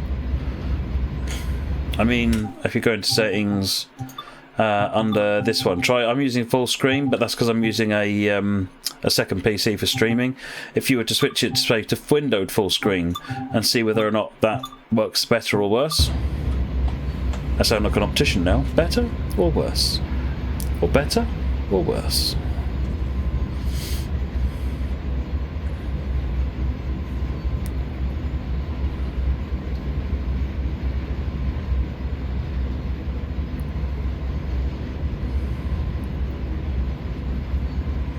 Dust. Anybody? Dust. Clearly a little Britain fan.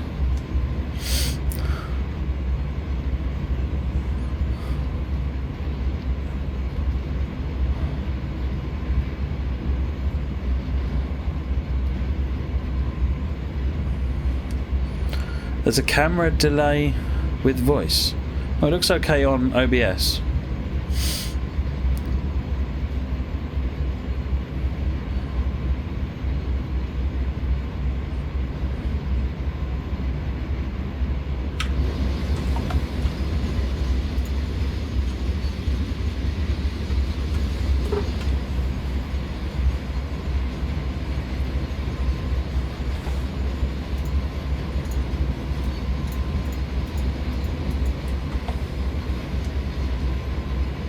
.9 miles.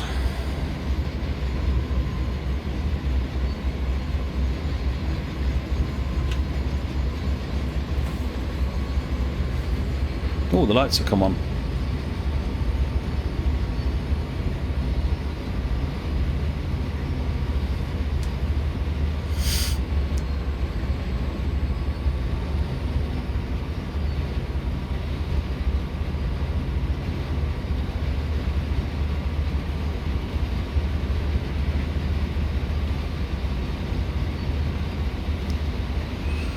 Are you taking screenshots with Control F12 or are you taking them with F12 using Steam? Because if you take them with Control F12, they'll go in that folder. But if you take them with F12 with Steam, they go in the normal Steam folder.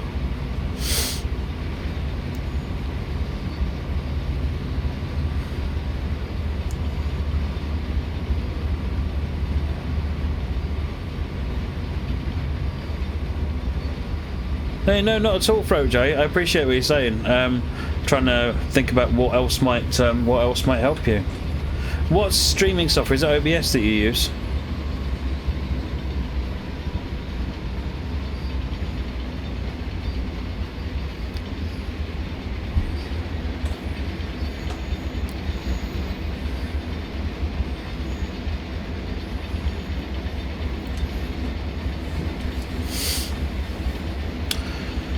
Doesn't F10 also take a screenshot?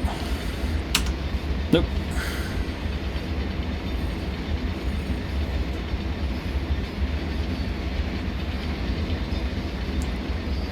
That's Control F12.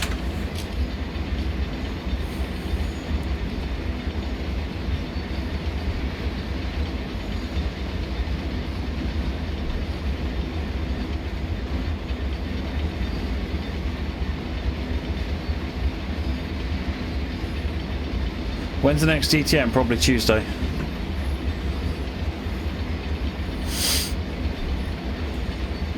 .2 miles. Let's start our braking manoeuvre.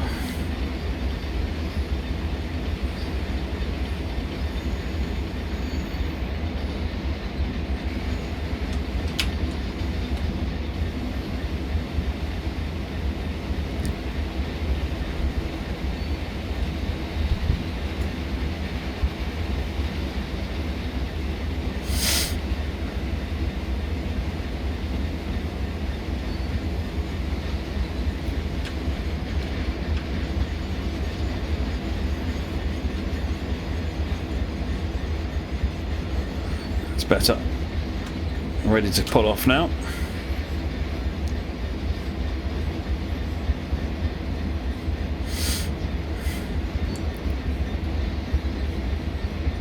Clark Burn, is it daily streams now? We'll see. This week, I'm off this week, so it may even be streams during the day occasionally, but it's going to depend on whether or not I fall ill. I'm fully expecting to be sick next week. How do you stream from another PC? You use a capture card.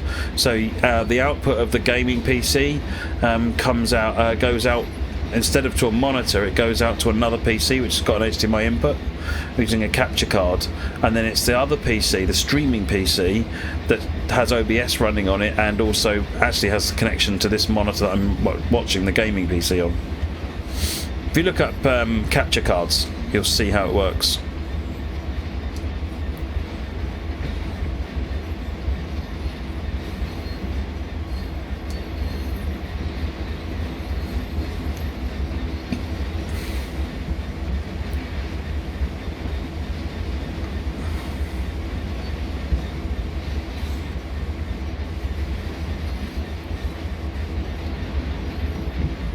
This is a service 4072.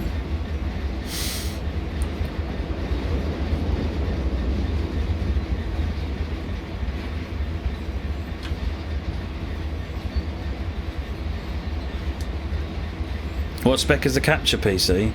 It's something like an i7 4790. It's not got much of a video card in it. Doesn't need it. That's about it. 16 gig of RAM maybe.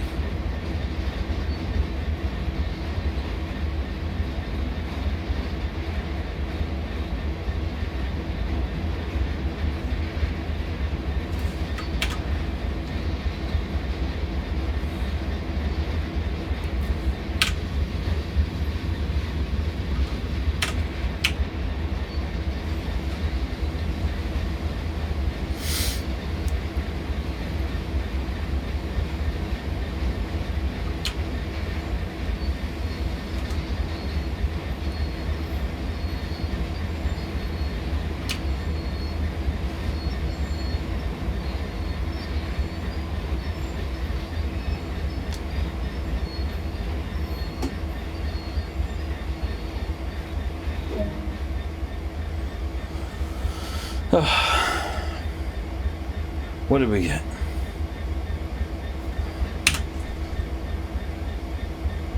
Level 13 now. Well, no, level 12.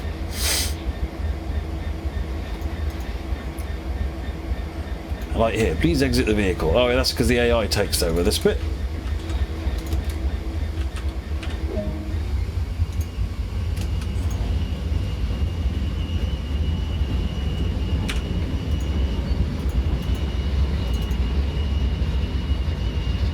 Can't move my mouse. Oh, there we go.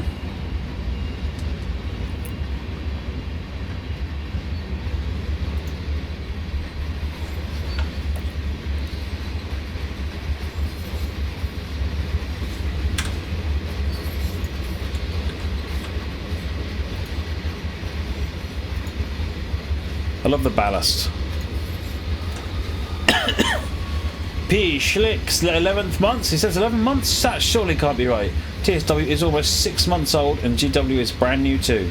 Loving the work so far. Thank you very much, P. Schlick.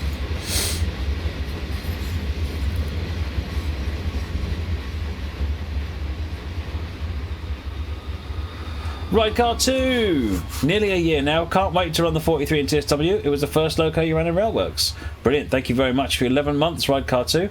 Much appreciated. Daniel Code of America. Didn't I just do one of these on Saturday? Yeah, I think you did, didn't you? Thank you very much, Daniel. 11 months. Much appreciated.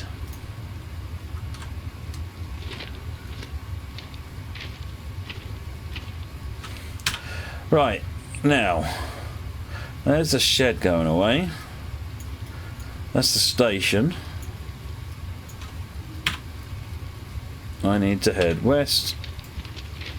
No, I don't. I need to head east. No, I don't. I need to head west. What am I doing? No, it is east I want to go. I'll make my mind up in a minute. I promise. Just run across the yard.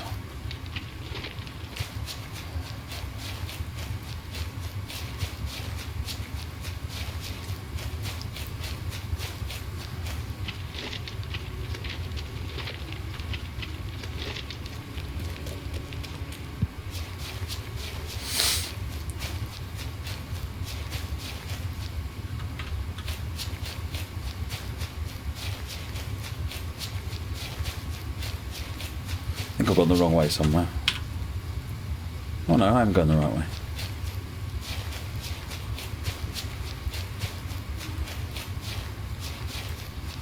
Challenge is, I think I need to get through here. I bet it won't let me. Oh!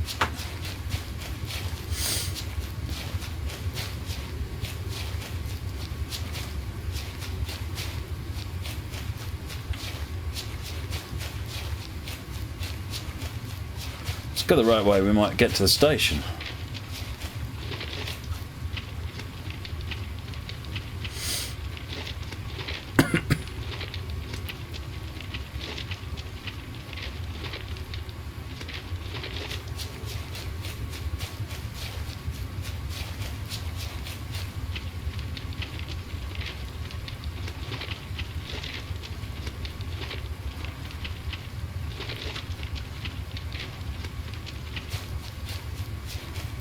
You say there are levels. Yeah, there's levels based on your experience level going up. So as you gain score, it just adds to an experience level. It's a nominal thing. It's the same as the level that there is in Train Sim, to be honest.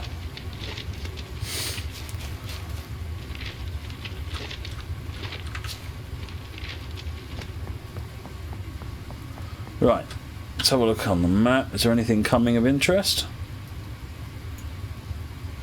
Oh, we've got an HST parking back up at Old Oak.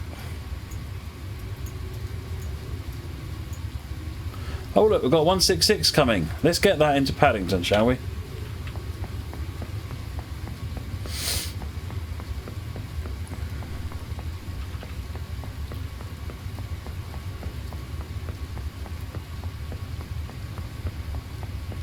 Do the levels unlocking and going to change anything? No, they don't.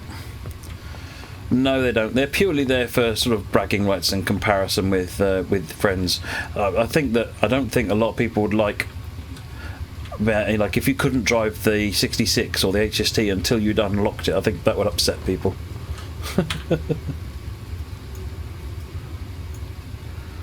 Here comes our 166, our meal ticket back into Paddington. HST is still winding its way into Old Oak. An HST and a 166 in Paddington at the moment. Turns out it doesn't stop here. That would be typical, wouldn't it, Whitemead? What time is it? 19:26. Let's have a quick look at yonder timetable.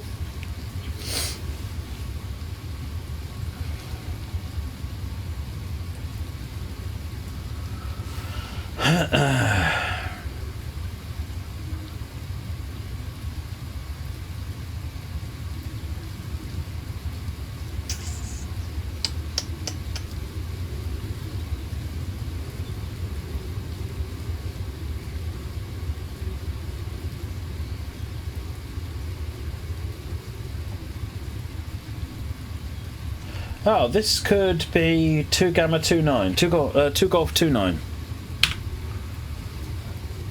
If this one came off of the branch over here, this is a Greenford one, in which case it will be stopping here.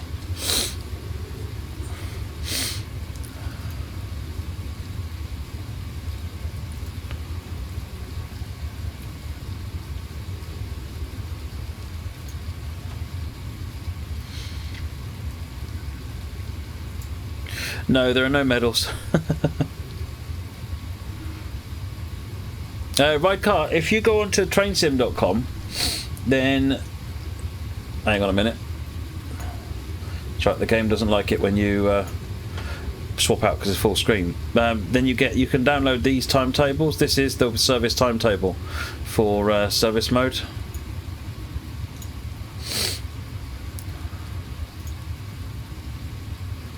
If you go on to trainsimulator.com, there you go. Steve has actually just posted a link to it. There you go. Thanks, Steve.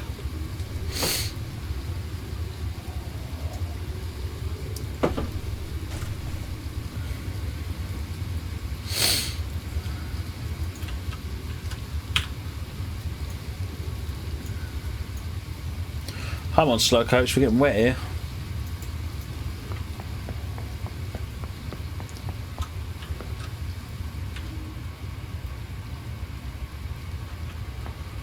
You know, it's just not raining in here. How awesome is that? That requires actual processing power.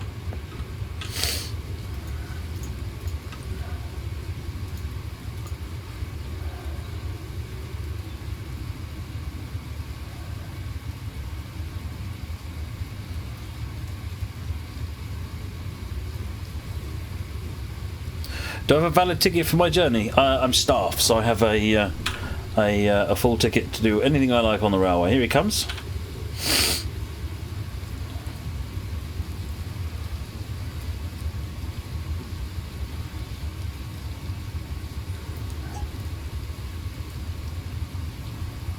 Oi, Steve. Oi, what do you mean BTP needs to come and take me away?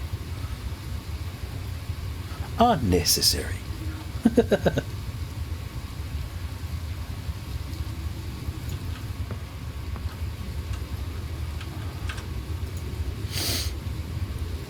Where's that train? Why are you standing out there in the wet? Seriously. Can you drive all the services on the timetable? Yes. There are about 340 drivable services.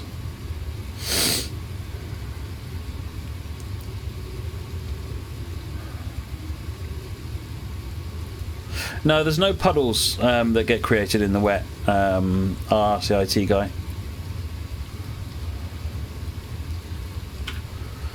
Oh, it is coming, slowly but surely.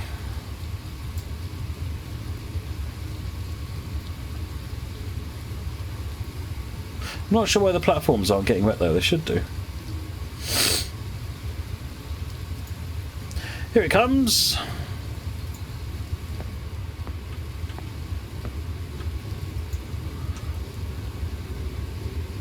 I want there to be like a rain effect so that it looks like the screen's getting wet when you're out in the rain.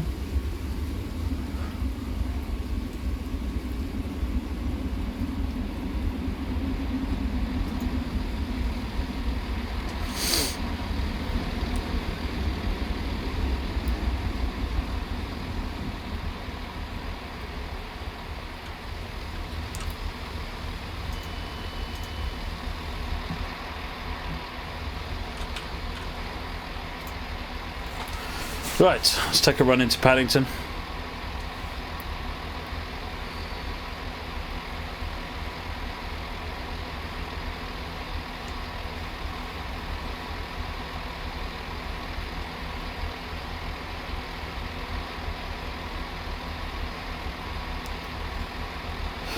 It's Documents, My Games, TS2 Prototype, Windows No Editor, Save Screenshots, something like that. Once you go into Documents, My Games, TS2 Prototype, you should be able to figure it out from there.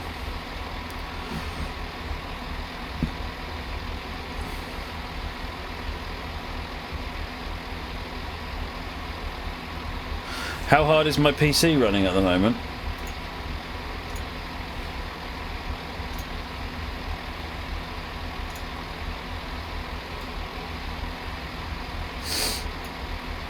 I can't move it over the screen, it'll get upset. CPU 50%, memory 11 gig, disk 3%.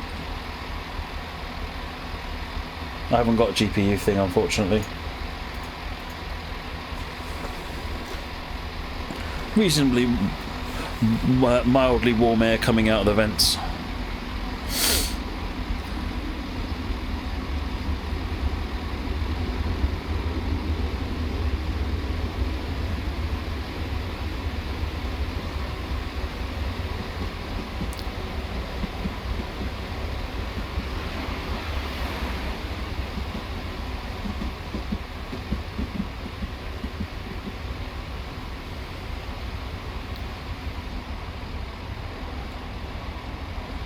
PS25 just spent 5 minutes looking for a seat on HST.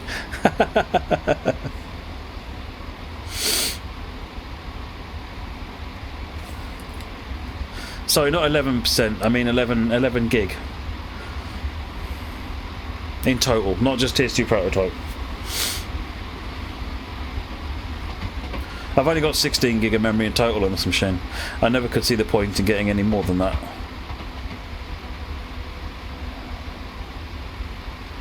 Just saying, there's already a Cooler Master H110i, I think, water cooler system in there. That's why there's hot air coming out, because the machine itself is staying cold. It's expelling the air very nicely.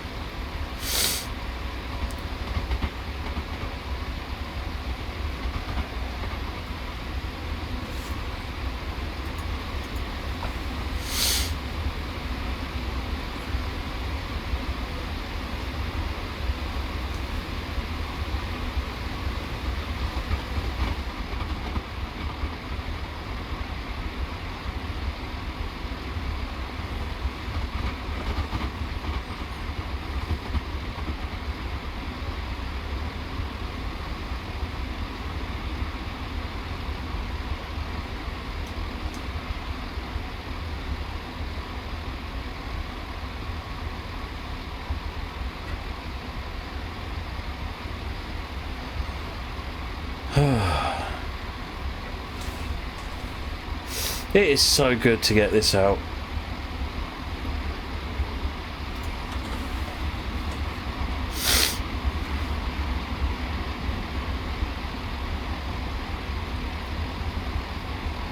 Who's driving? The AI is. Shall we go and have a look? There he is.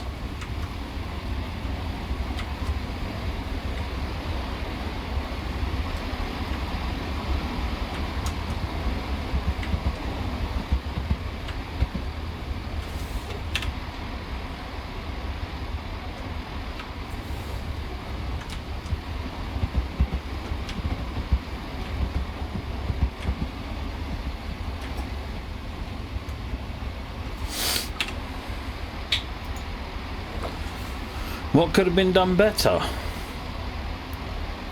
You know, I'm not sure. There's definitely things that could have been done better. I'm not saying that there isn't. I just can't remember at the moment. My brain's a bit fried, if I'm honest. It's changing weather plan. Well, actually, the internal engine is fully capable of it. It's just not implemented in service mode. So that's more a implement it, test it, and figure out what doesn't work with it.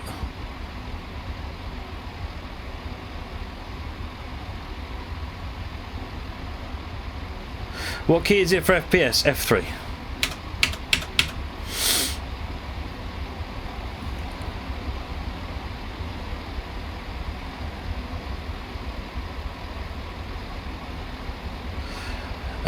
Dan, we're heading to Paddington.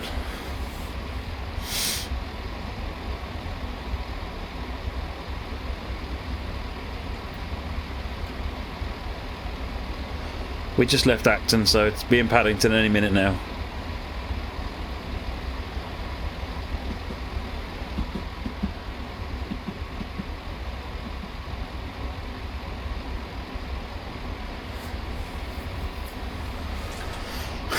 Everything's so clean. Well, the trains are clean, and operators, if you're running with licensed operators, licensed trains, the operators don't like their trains being dirty.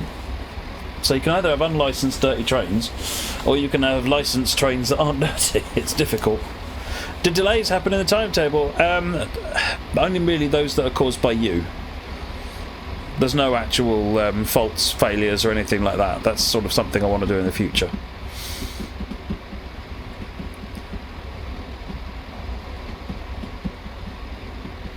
There's the bridge.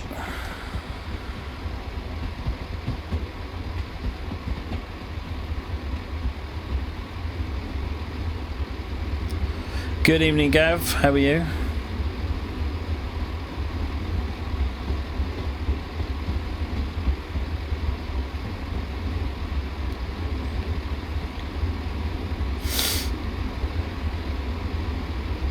Oh, there's an HST sitting over there on one of the other platforms. John Drop, there certainly is a manual for it. I think Steve can send you a link.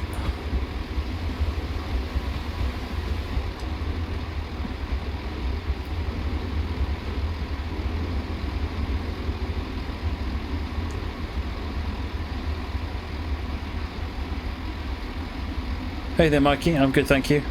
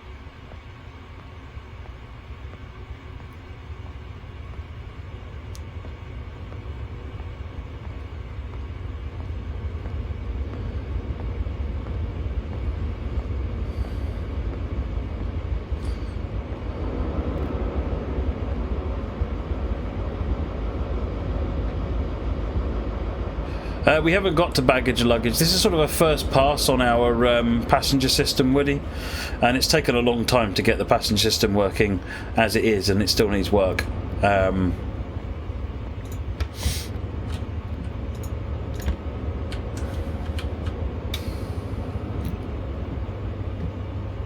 But luggage and bags and things are sort of next. The problem then is what do you do with the luggage? If they carry it around, if they've got to animate them putting it into bags, racks, and what if they can't find room for it? And it gets extremely complicated.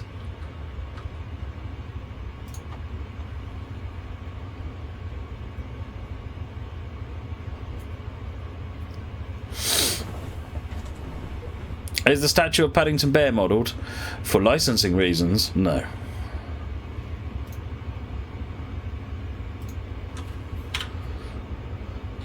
Right, so next HST out of Paddington, it is 1940.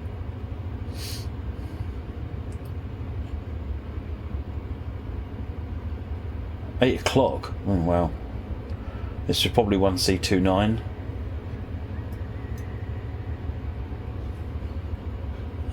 We're at what, 1940, so the next one out is 2 Golf 30, which I imagine is going to be that one. Oh, there's another HST coming in there. There's another one coming in there.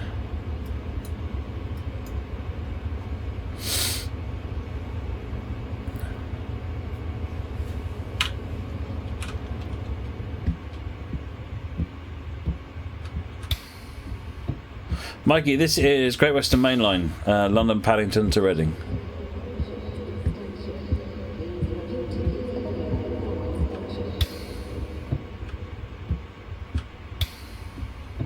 No, unfortunately you can't warp time in service mode, ride car.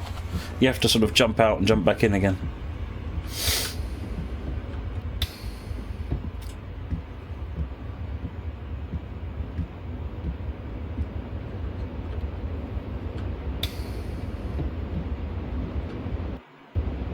Oh, hello. You're going to do that again, are you? That happened yesterday. Oh, well, let's do a send and restart. Right, so Ed said something about doing some train spotting at Acton Main Line at about 6:30, I think. 6:30, where are you?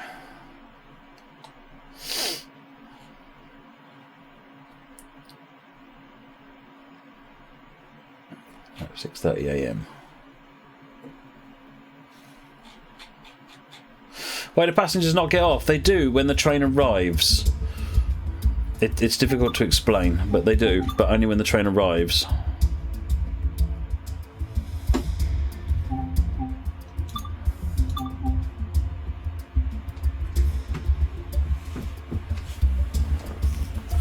Right, service mode, spawn on foot. Let's have summer clear, although we will put a little bit of wind in the scene, put a little cloud on.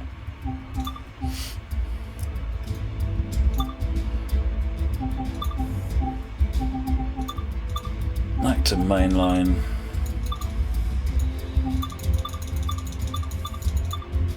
$6:30. Has Ed gone? Ed's gone, hasn't he? Oh well, hopefully it was 6:30. Let's see what happens, shall we?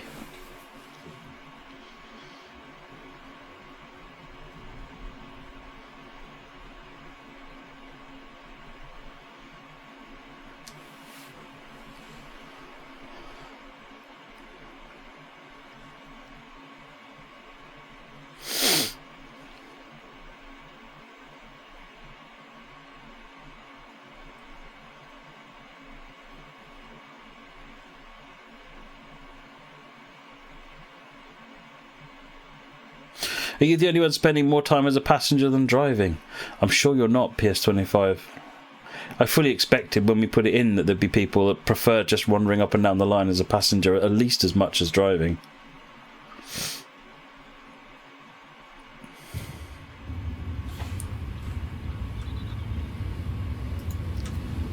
Right, what have we got? Got 166 just about to arrive. Got HST coming out of Old Oak. Got HST coming out of Paddington.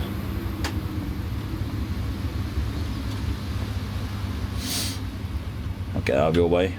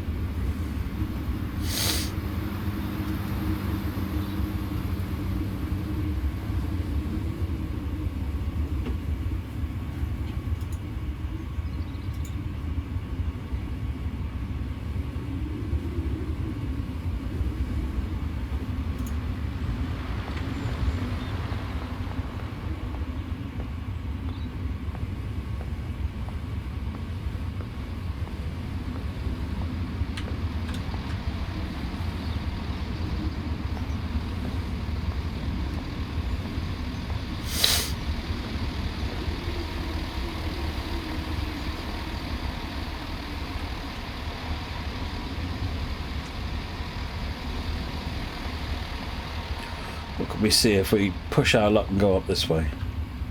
Oh, that's not very good.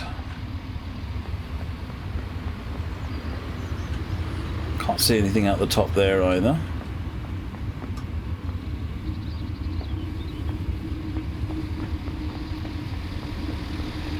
In which case, let's go up the other end.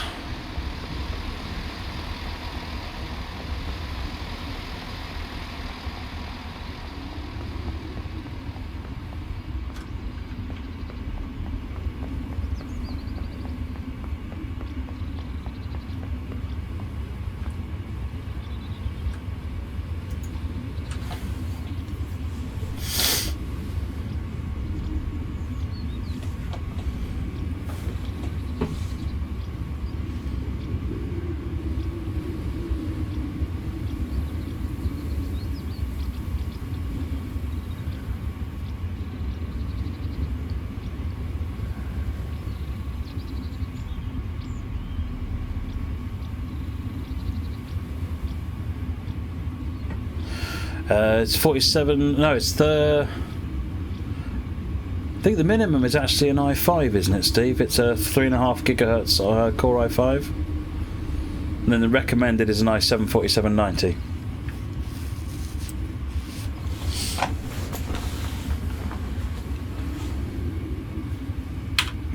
What we got on the map? HST coming out. HST going that way. Bit in there in Paddington waiting to come out. Not a lot else. So we've got 166 coming. Another one behind it. So there'll be more coming through shortly.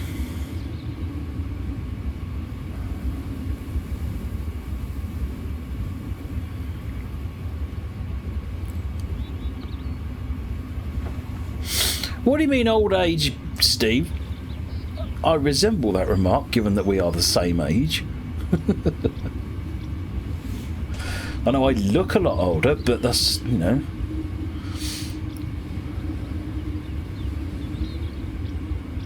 Should be HST blasting up here soon. Let's sneak over here.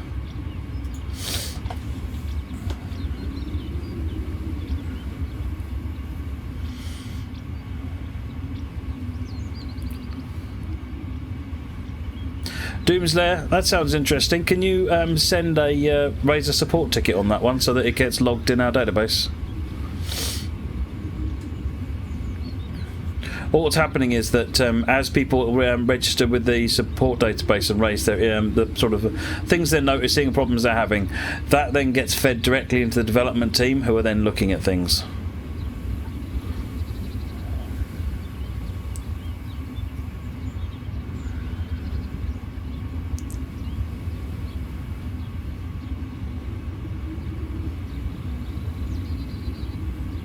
There's supposed to be rails singing. I don't know if it made it in INR Node. It's certainly supposed to.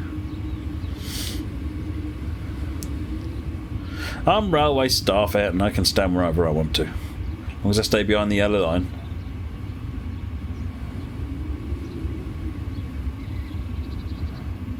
Mini-Me says, Matt's not old, he's only 25. Yeah, that's it. Let's go with that.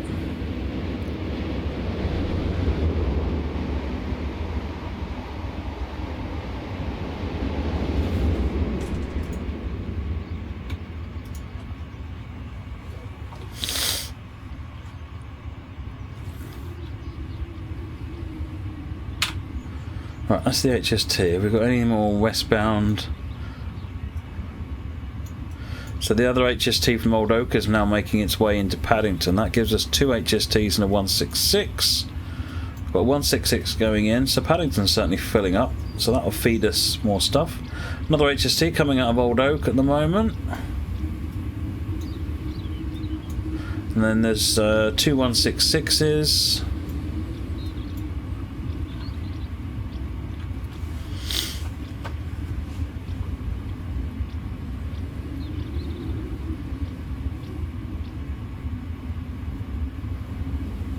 Does a train stop if you stand on the track, or do you get squished? Neither, really. It just sort of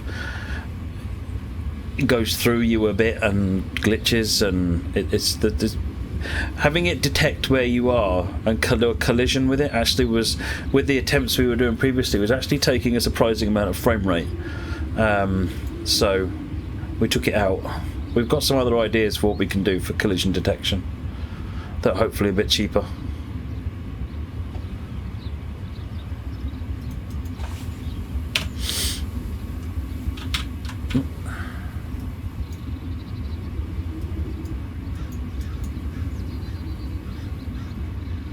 No one else leaving. Got that one's just getting into. These two are just getting into Paddington now.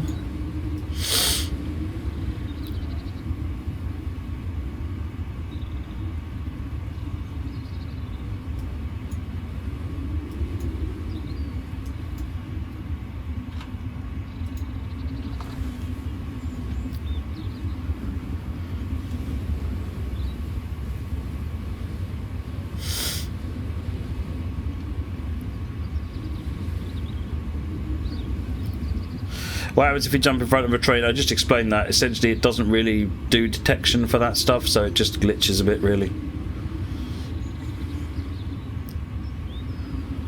It's not about jumping in front of Trains Simulator. It would be funny watching your body get mangled by the train. Would that be funny?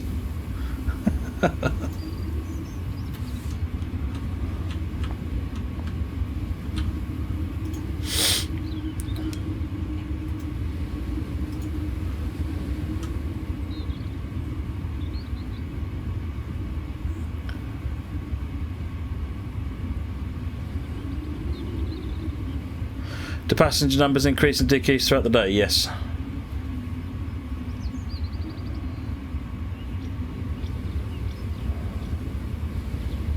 Well, no, exactly, Gengal. Here he comes. Me this one, and then one right after him.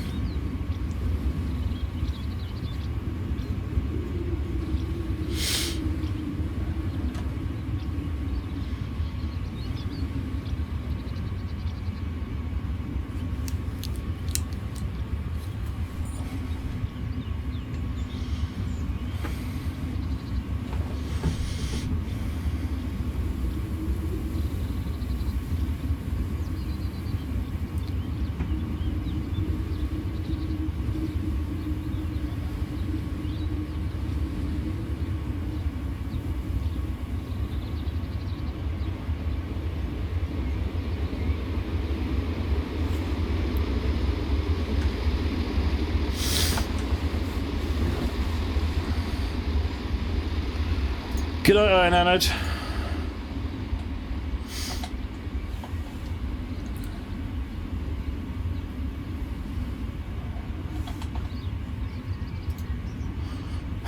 If you did jump in front of a train, would it uninstall itself and make you buy it again? We did at one point joke, on a stress joke, that if you ran a red light, it would basically say you're fired and uninstall the game.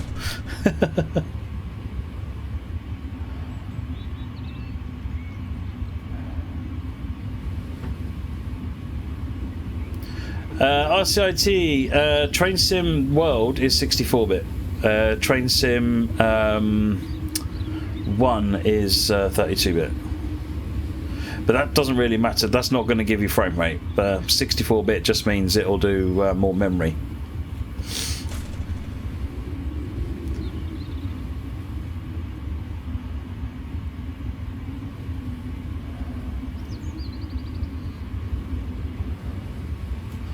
Anything leaving Paddington yet?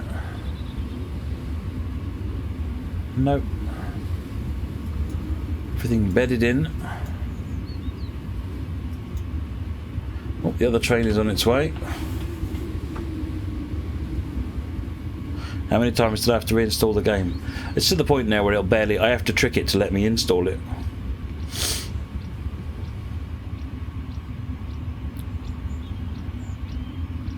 RCIT guy, TSW is this.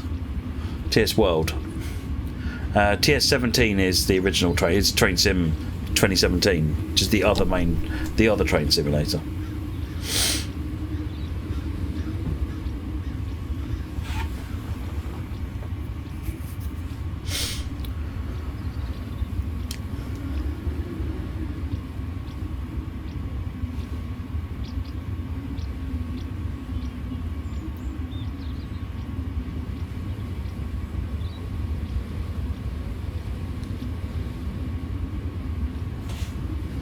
Did he go? Good.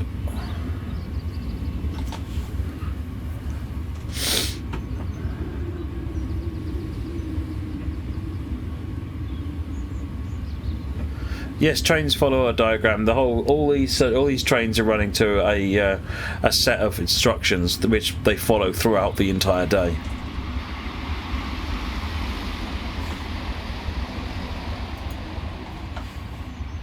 I guess he's not stopping.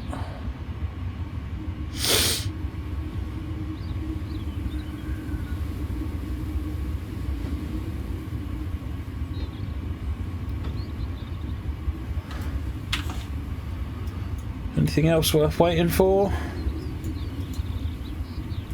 Not really a lot coming that way. Another HST making its way out. Paddington's definitely filling up now. Oh, we've got the 166 is on its way back.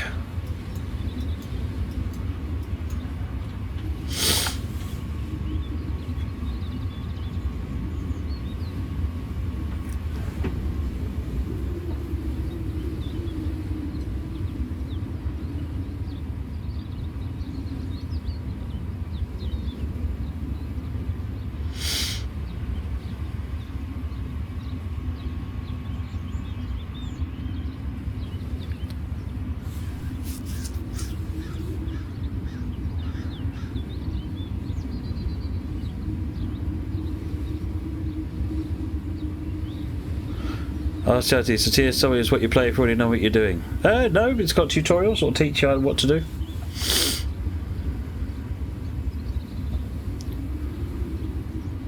With this level of realism, do you start to run into problems with Uncanny Valley? Not really. It's only when you put VR on that you're going to start. You know, the characters will hit the Uncanny Valley quite firmly.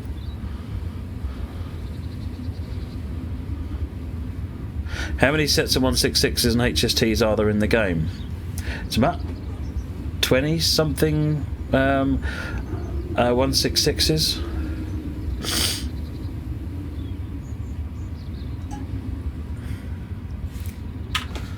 How are we looking?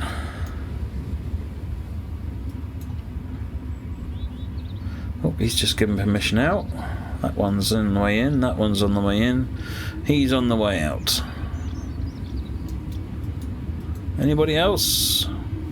What time is it anyway? It's 6:44. I could look at the schedule, couldn't I? I'm just sitting here guessing.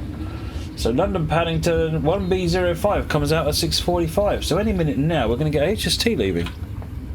Any second now even. Here he goes. He's not got a path yet though.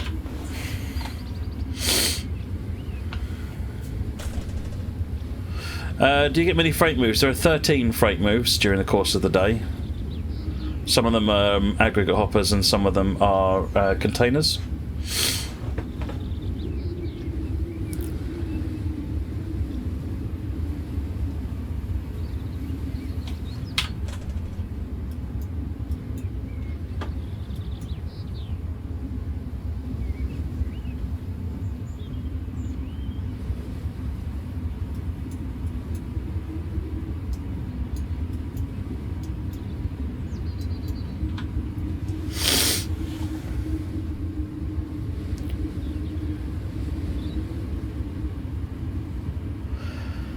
Where can you find the 24-hour timetable? Do you mean the document? Can someone paste the link? Here you go, Steve's just pasted the link for you. Can you tell me the difference between Train Sim 17 and Train Sim World? So Train Sim 17 dates back to 2009 and has been iterated on throughout the years. It's got a huge DLC collection, so you've got a massive selection of locos and routes and so forth. It's based on DirectX 9 and it's 32-bit, but it's the game that's been around for a long time now. Train Sim World only was first launched in March. It's a completely rewritten train simulator.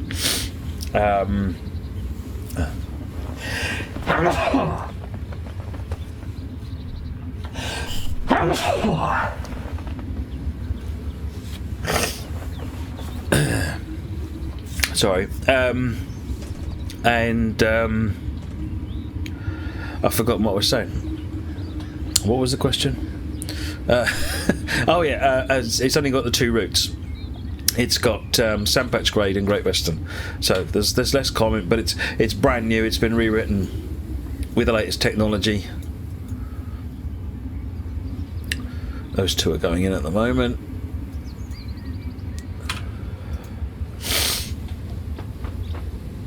Oh, excellent, Doomsday. Thank you.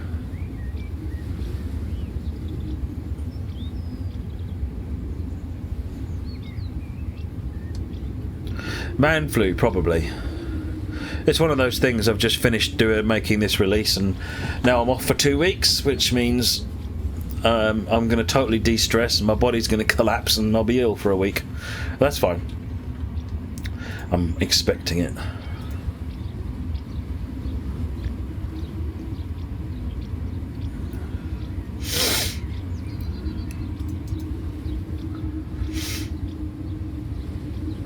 FSX versus P3D4. Yep. Or FSX versus FSW to, keep it dovetail.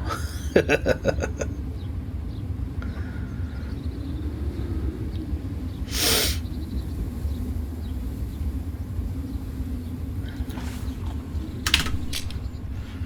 me just check where screenshots are in this. The only problem running full screen. Documents. I'll bring the game back in just a minute. My games, TS2 prototype saved, screenshots, Windows.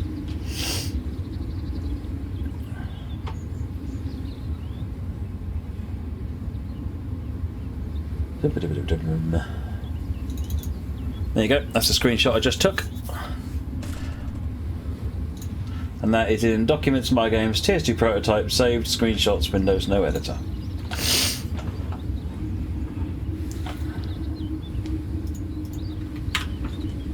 Is that HST been released yet? Here he comes. That.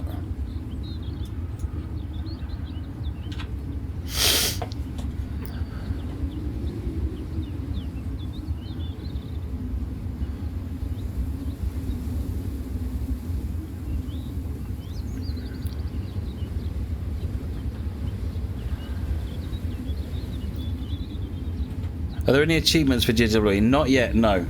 We were having some issues with the achievement system, so decided to remove it while we figure out what the problem is, and then bring it in when it's working. So that'll come in a patch.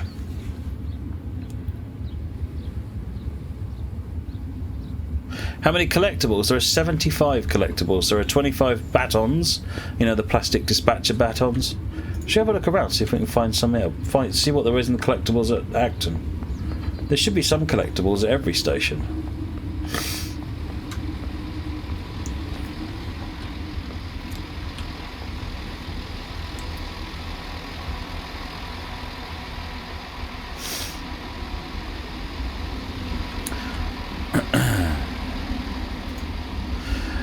Muttley, just a short note of thanks to the team at Dovetail for the new GWR DLC. Just had a look and wow, the Unreal Engine. Get lots of hours of hard work went into this. Please pass on my thanks. I certainly will. Thank you very much, Muttley.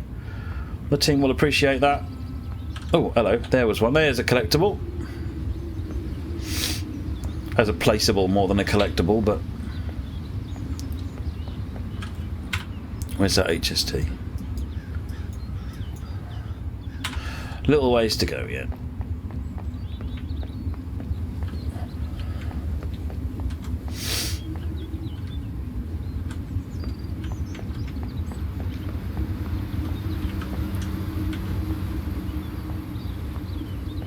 There's one, look, there's the batons.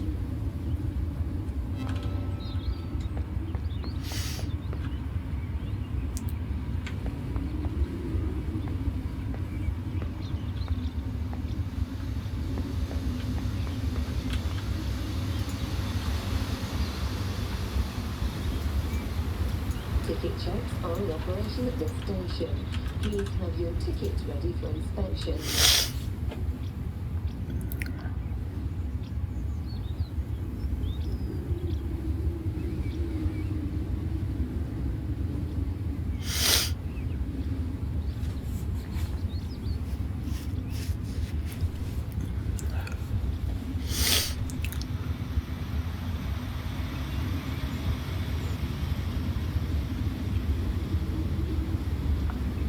Well, we see some freight. That's a good shout, actually. So where are we now? 6:52.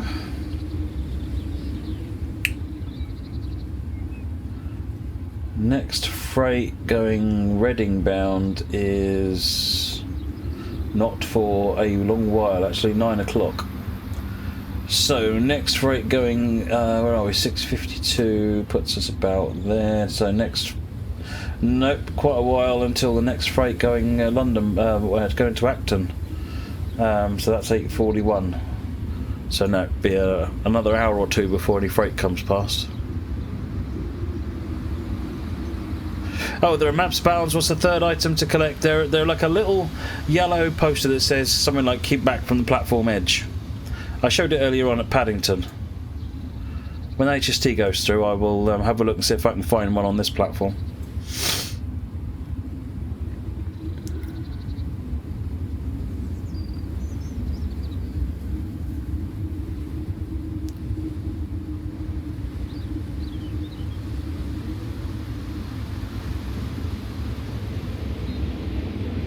Here he comes.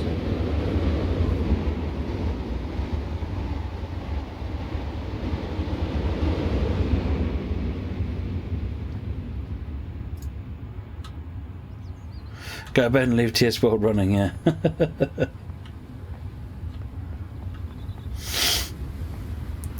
Good night, Steve.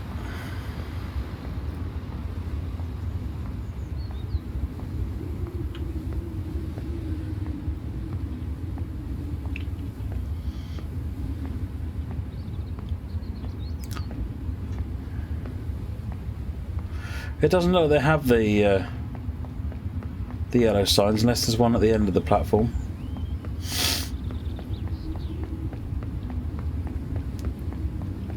Oh, here we go. That's what you're looking for, a box, a square about that size.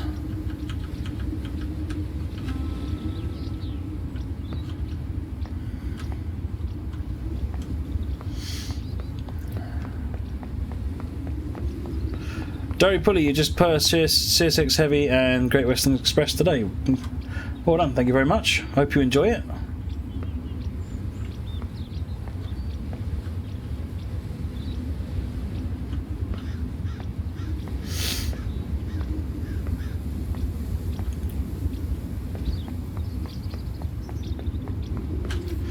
What's going on now? Got 166 coming out.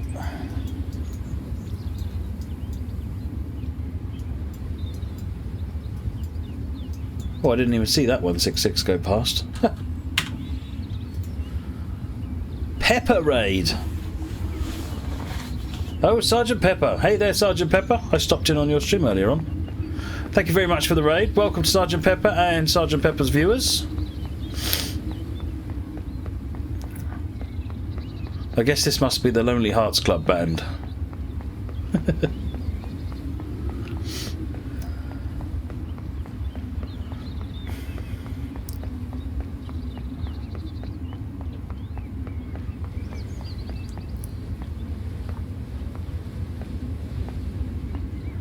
Hey, Pepper.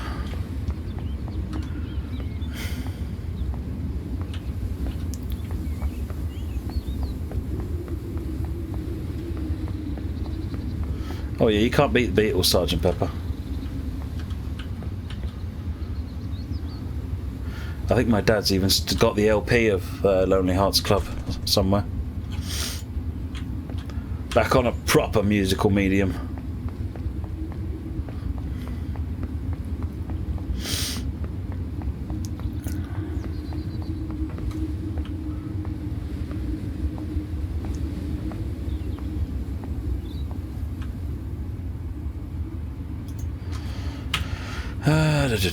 Right, is there anything anyone else wants to see in particular? Do you want to see another scenario or another service?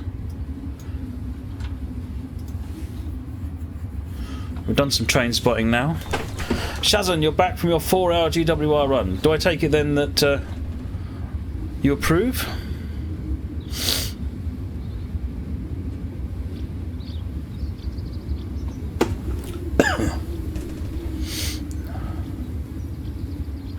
If you fall into the track, by the way, you need to look for these little steps here. You just press E and it'll climb you up the step.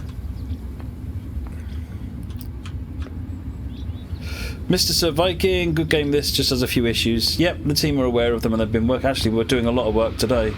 Oh, hello. 166 Express.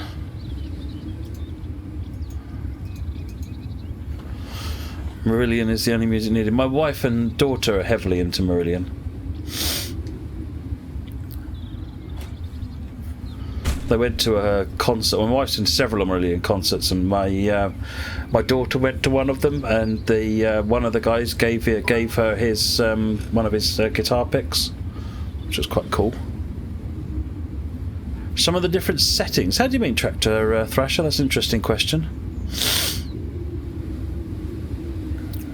See you later, Train Sim guy.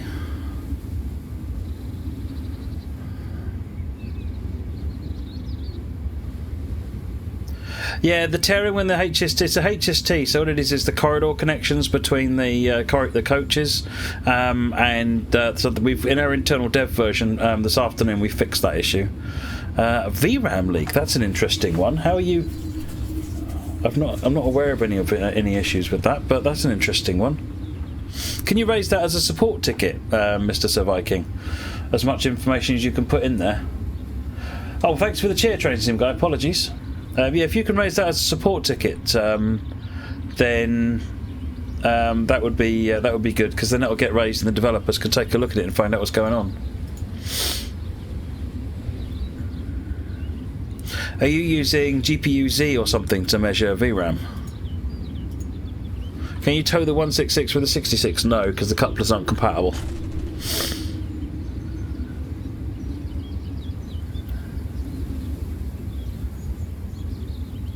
Oh, it was Pepper that had a game crash where it said run out of VRAM. How bizarre.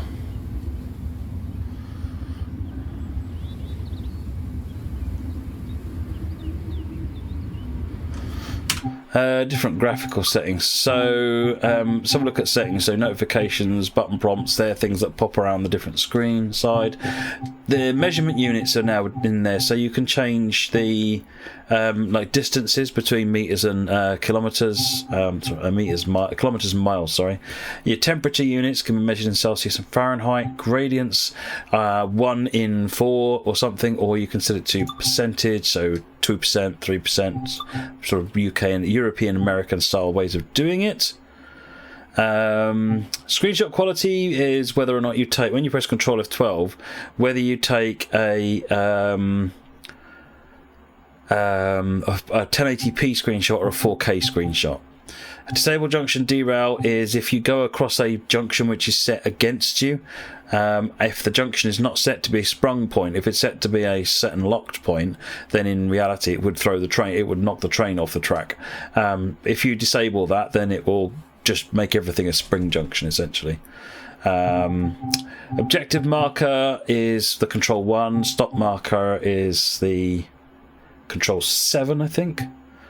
These are all things that turn on and off various different things in the UI. Graphical settings. So this is resolution, whether it's full screen, the graphics preset. Let me run it on low just so you can see the difference. There you go, that's low. Check out my frame rate though, 140 FPS. But anyway, let's not do that, my eyes are bleeding now. It's better. TAA is temporal anti-aliasing, which is really nice and smooth. But some people might not like, if you're especially on lower frame rates, you get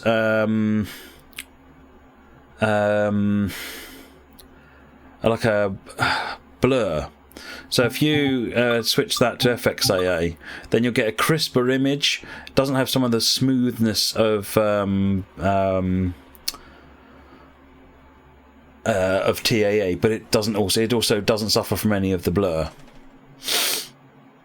White mead, it's me, and I need to get on with. I'm going to have a look at that this week and find out why it's not working. I presume I need to reconnect my app with Twitch or something. VSync, that needs to be on. Screen percentage, if I turn that right up, then the picture clears up quite nicely. You notice my frame rate has dropped down to about 40. It's not as smooth, but the image is gorgeous, because the way that what that means. Sergeant Pepper, thank you for the host. 83 viewers, much appreciated. No, TAA is not responsible for the weird blur around the wheels. That's motion blur, and at the moment you can't turn that off. So what screen percentage does is it uses a technique called super sampled anti-aliasing. So when you set it to 200%, it will take your screen resolution, double it, and render the screen enormous, and then squash it back down to fit on your screen, which is also a similar technique to something like DSR on your video card. What you'll see is these lines are now much smoother. So anti-aliasing it's a brute force mechanism for anti-aliasing, but what it does is it murders frame rates. So I don't recommend you turn it on unless you have lots of spare frame rate to spare. So I've just gone I've doubled my frame rate by turning that down to 100%.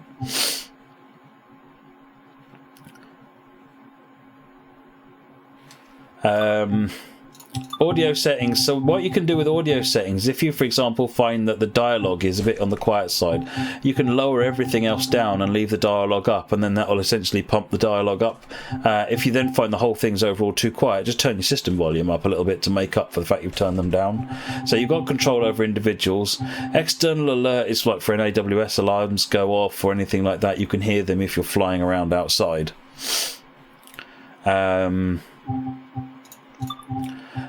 This is the individual advanced settings, so you can tune your foliage quality, shadows, various effects. Post-processing, so if I set that to low, it doesn't actually have a massive impact. View distance, if you turn it low, then the distance scenery is going to go away. But some of these really don't. Our view distance is more about the trains, actually. It's sort of, if you've got a long train, how the... how far away does it render rail vehicles? So if you've got a machine with a lower CPU, knocking the view distance quality down can actually help it quite a bit. Max FPS, I turn that to unlimited. If you want a frame limit, you can limit it and say, if you set that to say 30, then it will then cap the frame solidly at 30 frames per second. So it means that or whatever you type in here. So I set that to 50. You see it's now locked at 50. Obviously if you can't get to 50 frames per second, then it won't achieve that, but it means that what you might find, because normally depending on the scene the frame rate can go up and down, and that actually makes it look worse sometimes, whereas the peaks make the troughs look worse. So if you level your frame rate out at something which you generally get most of the time, then you can make the differences more smooth, which means that actually even if you only set it at 50 frames or 40 frames, because it's always 40 frames, you'll find that the whole thing actually feels a lot nicer. But let me just uncap that. It's all about what you prefer, to be honest.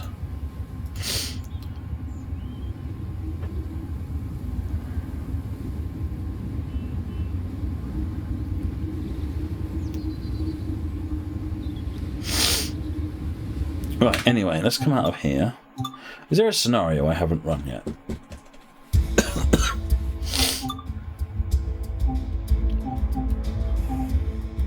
We did dragline. We did Christmas closures. Until I broke it. No, I think we've run them all. I ran them yesterday.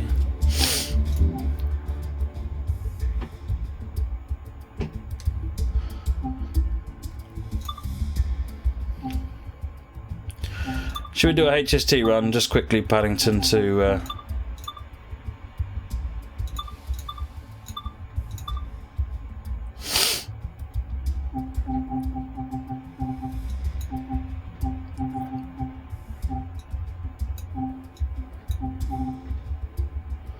Let's do that, shall we? And then let's turn the snow level down a bit.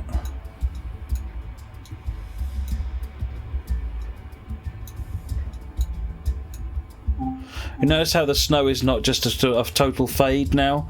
It actually is a partial application of snow.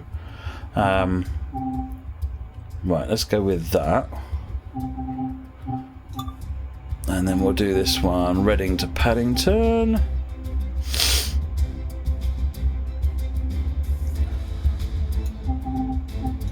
That one will do.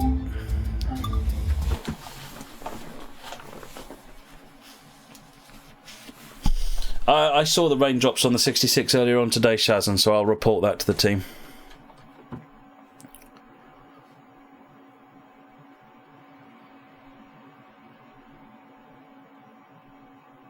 Does the snow appear on the rolling stock? No, we actually took it off. It used to at one point. You see snow appearing on the window, but...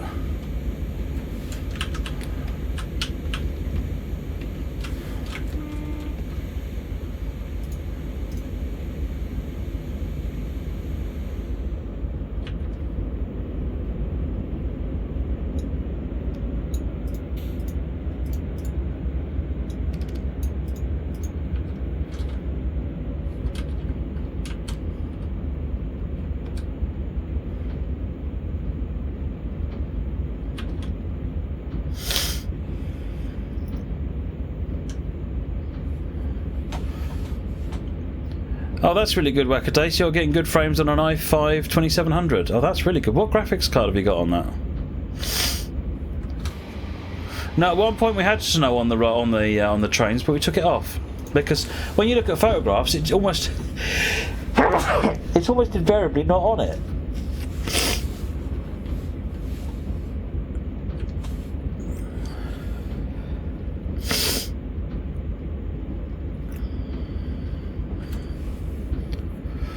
No, there isn't. I don't think there is exhaust effects modelled Tractor Thrasher.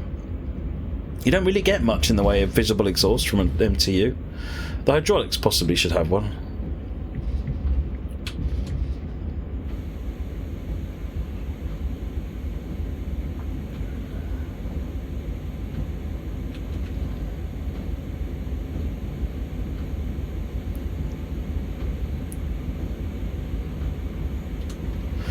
Does the weather have much effect on your FPS? So it's whether it's raining or not, mostly, that'll have an effect. If there's any precipitation, because the calculation for rain can be a bit expensive.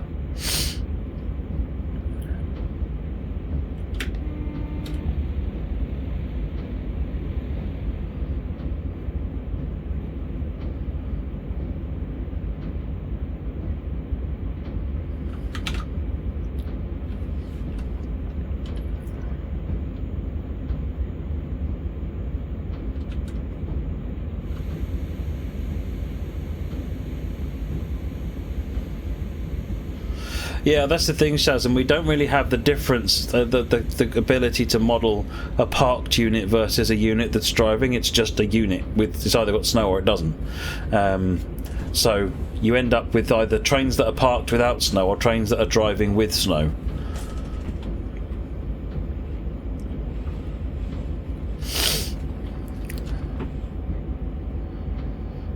So we opted to simplify it.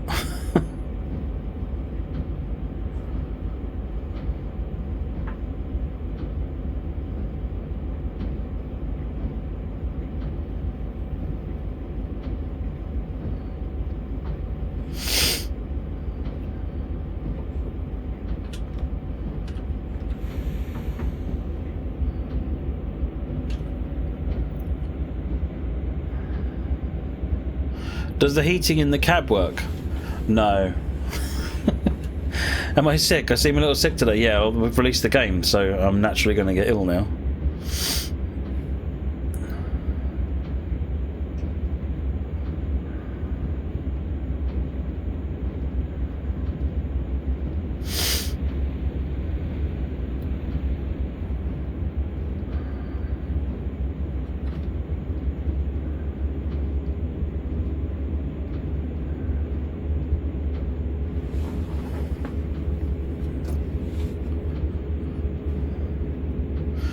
See you later, Train Track Trav.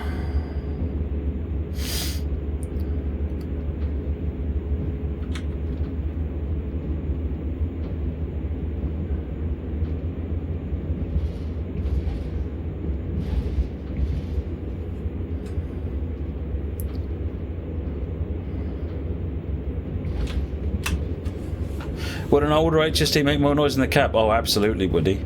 These things are much more sealed up. They've got no window there. They've got new door mechanisms. This is itself more sealed. This has got more padding in it. There's actually a bit between, I think, this wall and the other wall, which is purely for insulation. So yeah, it is intended to keep quiet in here.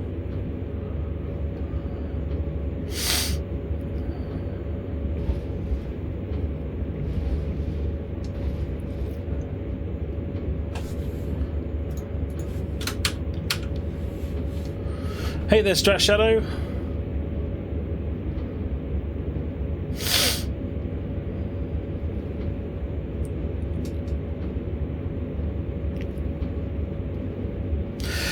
Tractor Thrasher. There does seem to be something going slightly strange with the buffers when you they spring together. They're supposed to do a lot better than they are like that in that. So that's something else if the teams have a look at.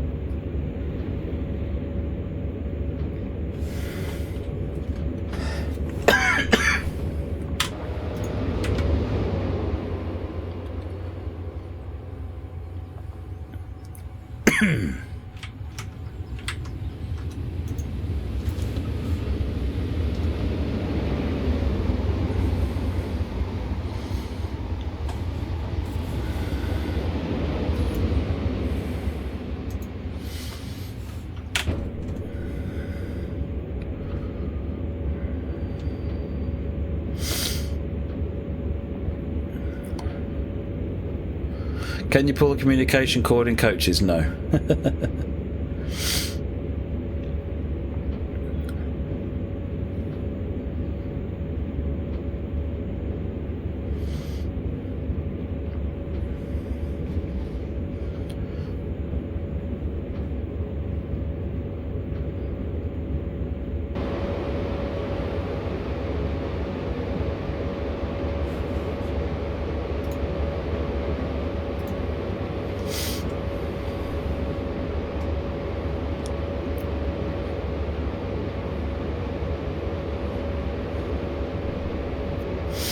You can try and find me if you want. No, it hasn't turned black and white, but the cube map re-evaluated and I guess decided it was lighter. So it re-evaluates the cube map every 60 seconds just to check that, which affects the base lighting of the whole thing. And it's based around doing effectively a 360-degree camera shot of what the world looks like around you at the moment. So in a station area it might be darker. Later on when you're out in the open it'll be a bit lighter. So we've got something which recalculates it periodically. Yeah, the train did get louder when it went under that tunnel. Unfortunately, because of limitations in the Unreal Engine, we have to fake the occlusion under tunnels. And sometimes it applies it and doesn't get rid of it, and sometimes it'll do the other way around. When the new Unreal Audio engine comes in, life will be good.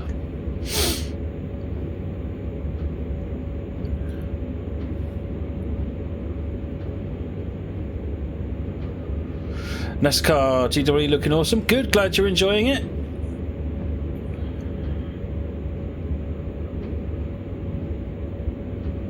$100 miles per hour, 60 FPS. Can't complain at that, can you?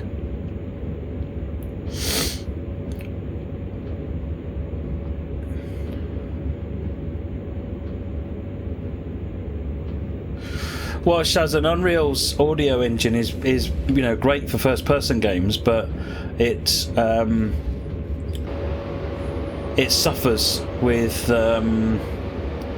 It doesn't really do what we need it to do. Now they are building a new audio engine, so that's what we're looking forward to. That should be a very big difference.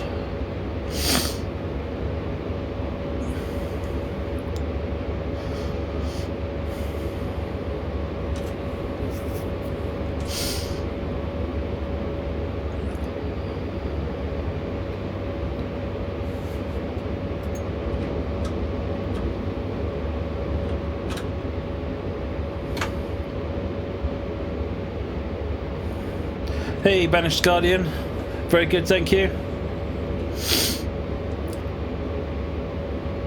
That's Sam, isn't it? I'm trying to remember. I think you messaged me you're using them today.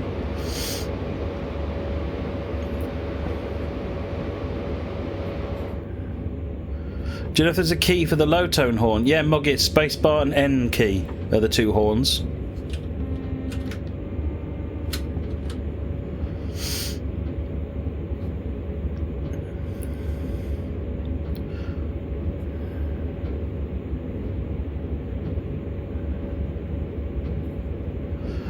Yes, Tractor Thrasher. Yeah, we had one of our first locos we tested many years back now was a 52. I don't think it works anymore.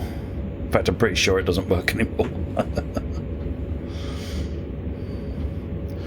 But the tech that we set up for that 52 is what's in the 166. It's good to finally get it in the game.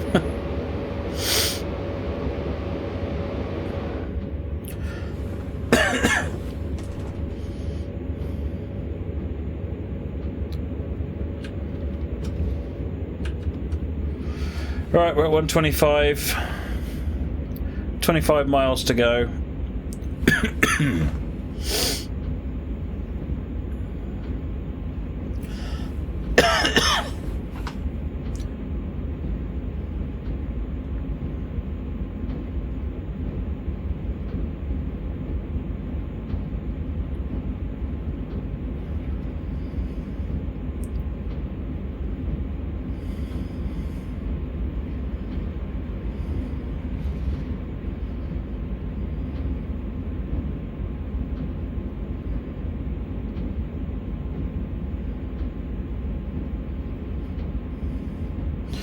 Miss some cars and people on the roads.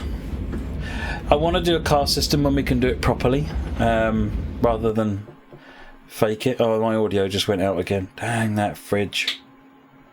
It will come back in a minute, folks. I wish it wouldn't do that. Never mind. There we go. Audio's back.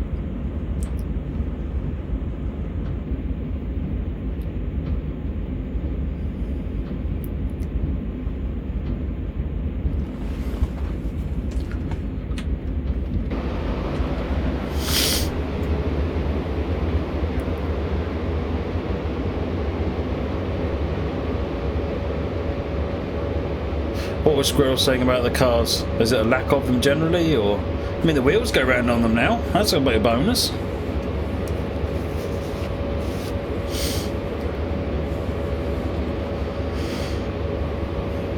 Tried to step into a cab of 8 just here a few minutes ago, and fell through the floor. Oh my word.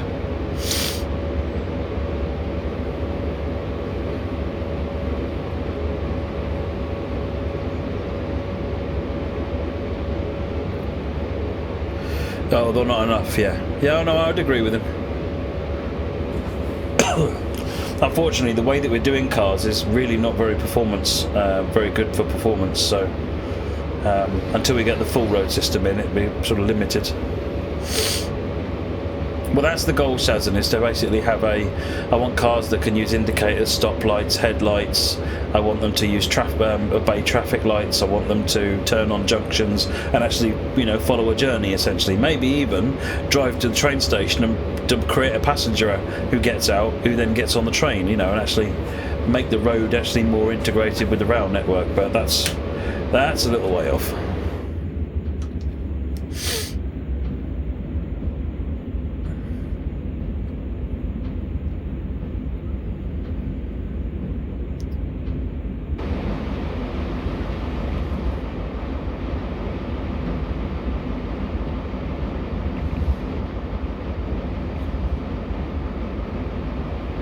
Nick, I have no idea.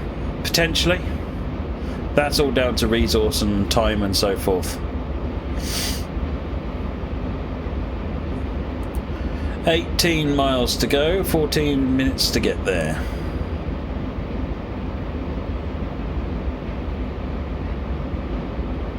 Going through Slough.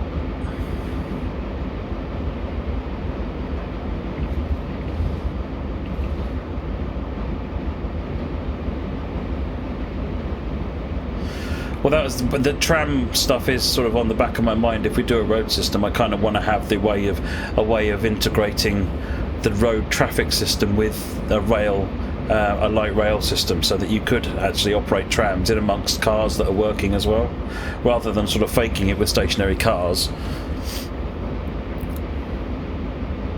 Could a preserve route be done? Yeah, a preserve route could be done. You can do any route in this, to be honest.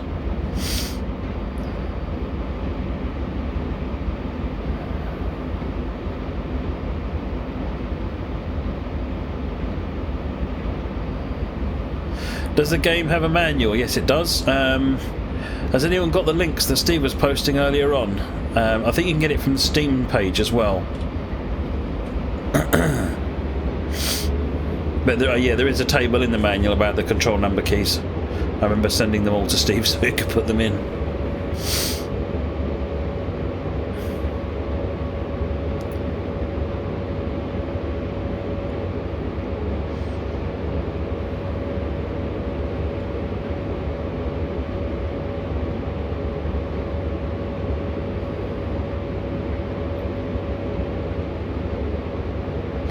"15 miles to go."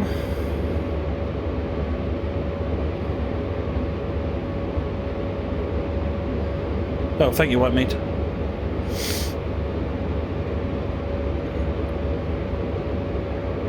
Where's the door unlock button in the HST? There isn't one, because the guard does it. But what you can do is press the tab key and then hit unlock left or unlock right. Tab to get rid of it again if you don't want it.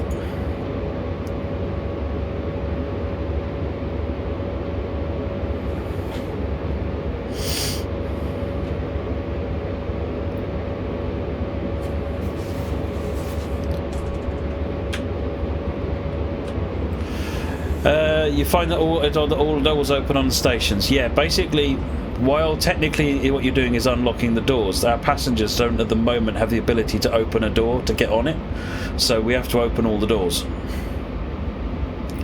That's on my list of things to look at for the future.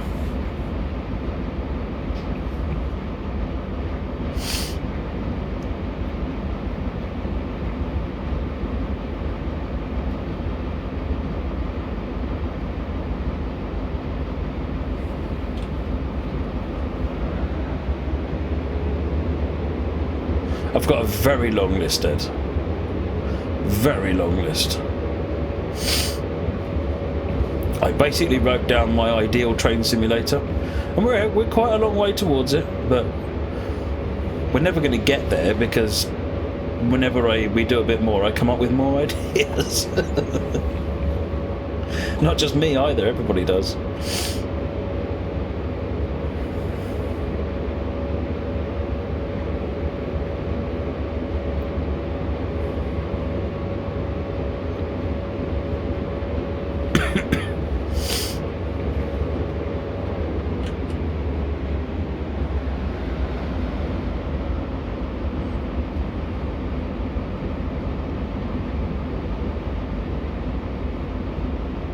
Well, no, we'll just keep adding new stuff into the game, Ed. It's not about goalposts to move, it's about just keep coming up with ideas and keep putting new stuff in.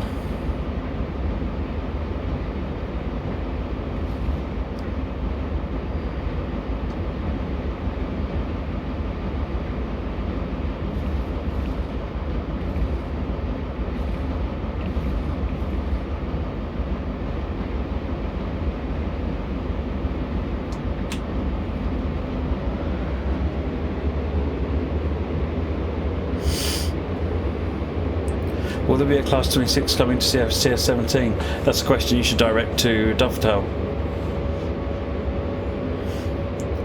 They'll be able to answer that one for you. You're already my worst nightmare, Ed. What are you talking about?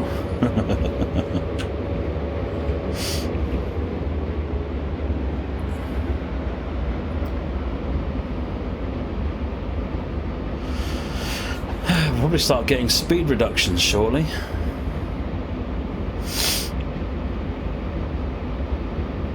Am I putting a route of mine in your home station in this? I don't know at the moment what the plans are for the routes. Well, I do, but it's nothing like that I'm aware of. There's a wider group than just me looks at what routes we put in.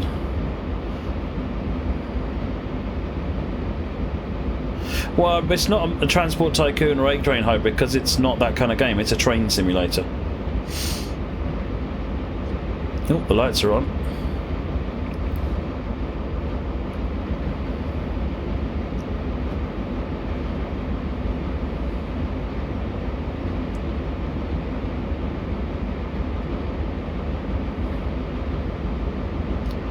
£100-mile-an-hour limit coming up in a couple of miles.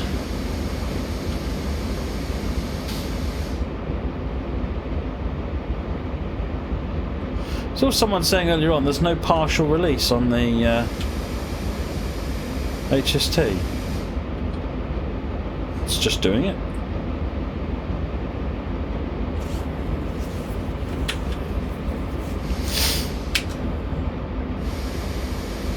It does apply to release the different levels though, doesn't it?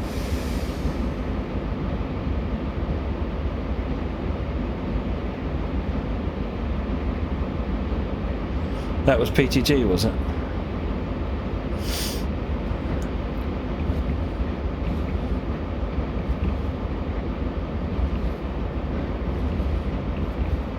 Oh, I see what you mean. Yeah, just today. Yeah, I see what you mean. Unreal is capable of a lot of things. It's a very, very cool engine, and the way you develop stuff for it is just so much fun. Except when it goes wrong.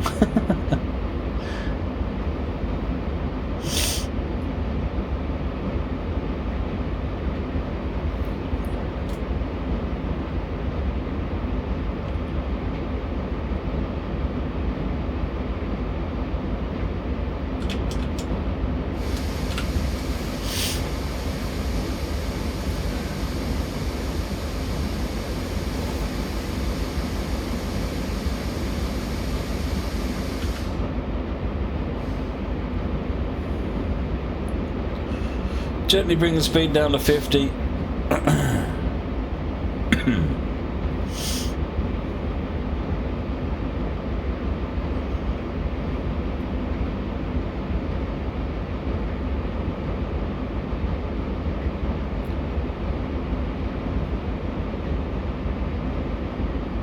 Well, I actually brought my laptop home from work, so I'm gonna have a play at doing some content creation myself because I've got the tools, you know. What station will be turning up? We're arriving at Paddington in 2.9 miles.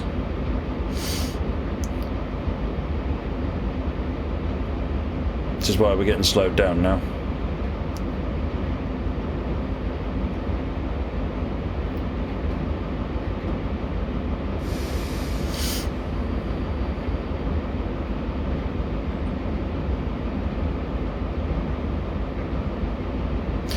Mickey D, is the rail driver support yet? No, there isn't. Ralph, no, I haven't turned AWS and DSD on. There is actually a bug in the game at the moment. If you put AWS on, then the TPWS aspect of it goes wrong, and we will at random intervals try and stop the train. The team are aware of it, and they've got a fix underway at the moment. Are you talking about the tools, Ed? Just to be clear. My big thing with the rail driver is I want to do it properly, because the hey Chris Boss, I don't want to end up in a situation where we are at the moment in TS17, where the rail driver won't work with half the trains that are out there. Hey Tornado Ben. So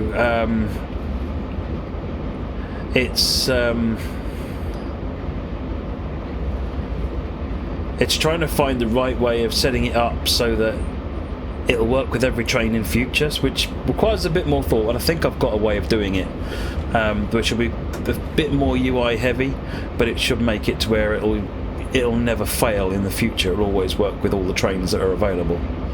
So that's kind of what I'm trying to think of. It's like, if we do it, let's not hack it, let's do it properly. I say if we do it, I definitely want to do it. I love the Rail Driver. Rail Driver is an awesome bit of kit.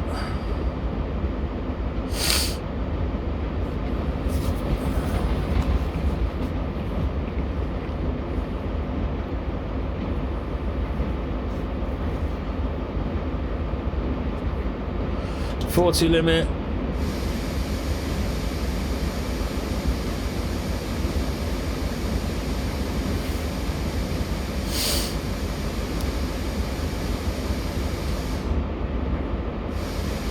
You know where the junction sounds occur in the rail, which is a crossover. We actually calculate it, so it's actually looking at where the axles are, and when they hit the gaps in the junctions, that's when it plays the clacks. We've actually got some code in progress which will actually dip the physics as well, so you'll feel it rock over the junctions, but we haven't got that finished. I don't know when that'll come. It's not a high priority, but we are thinking of these things. Alright, slowing down to 25.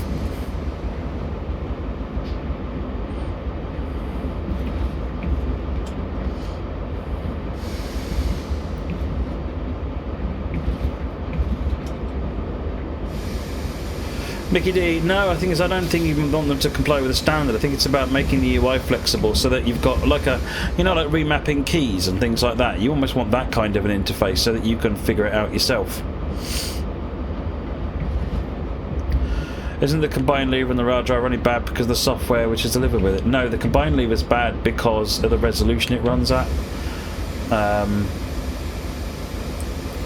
It's difficult to explain because effectively it's noisy, so when you read the data you see it's doing this, and so by the time we've smoothed that out you actually don't get many notches of actual useful data out of it.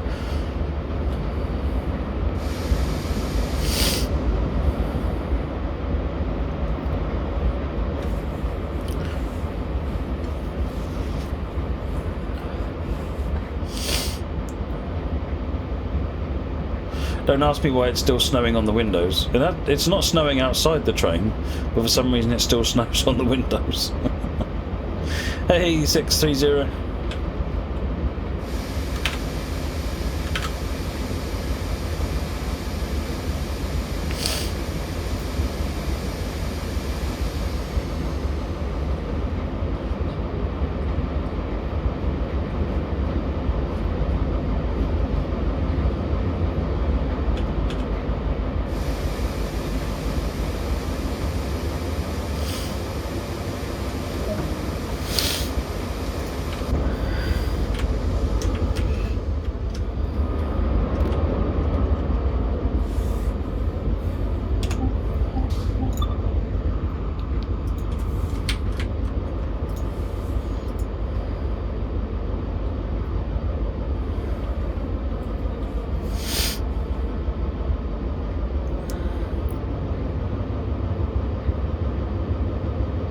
Yeah, actually that's a good point. I need to talk to the team tomorrow. That is supposed to be changing just to say Train Sim World, I think.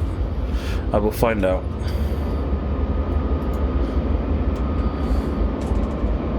The market's not big enough to make a dedicated train control, Shaz, and that's the problem.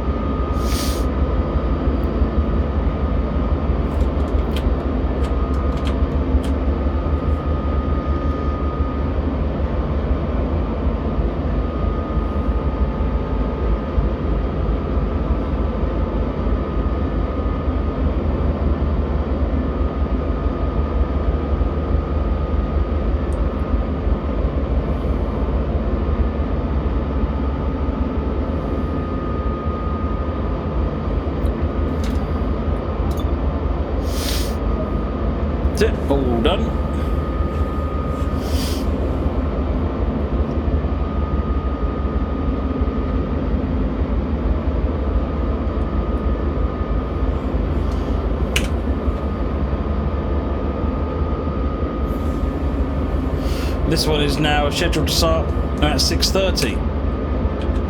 Is when it's due to go back.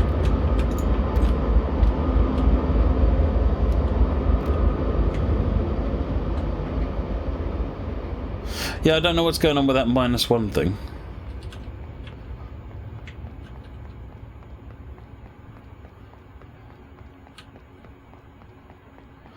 Well, that's the whole point of having remapping controls, Crucible. Oh, you mean in terms of what control stand? Yeah, there's too many different types of control stand, and there's not enough market for even one controller, let alone all the different controllers everyone would want.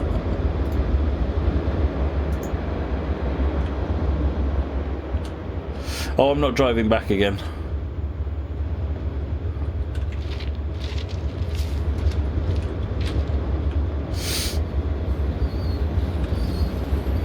Oh, he's off.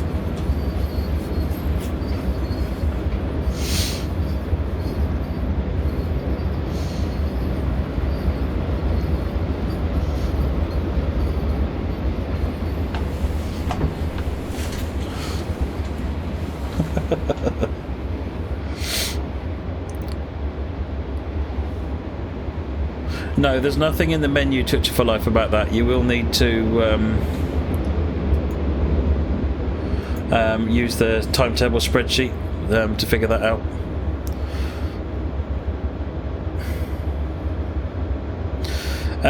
Whereabouts are screenshots saved? So if you go into your Documents folder, or My Documents, and go to My Games, TS2 Prototype, Saved Screenshots.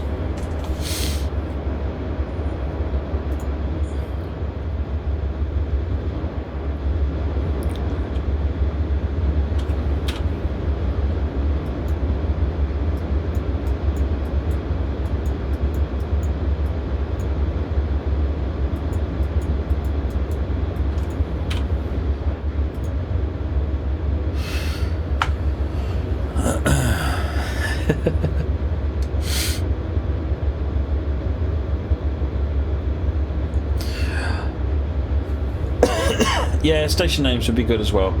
Again, it's about figuring out the right way to do it. Right then, folks, I'm going to call it a night. It's midnight. Thanks very much for watching. I'm not going to play another game tonight. I think I'm just going to take myself to bed.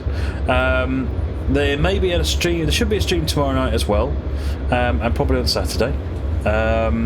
Although I'm probably going to start mixing it back up again with other stuff. But if there's anything you want to see on this, or if you've got questions, then let me know. By all means, ask. And if you have any issues or problems, then can you report them via the official channels, because then it'll get fed directly into the development team. I'm not at work now for 2 weeks, so it's all more difficult for me to get the information to them. If you report it officially, then it will get all sent up to them and they'll be able to see it. Alright then, folks, thanks very much, and I will see you hopefully tomorrow night. Cheers everyone, bye bye.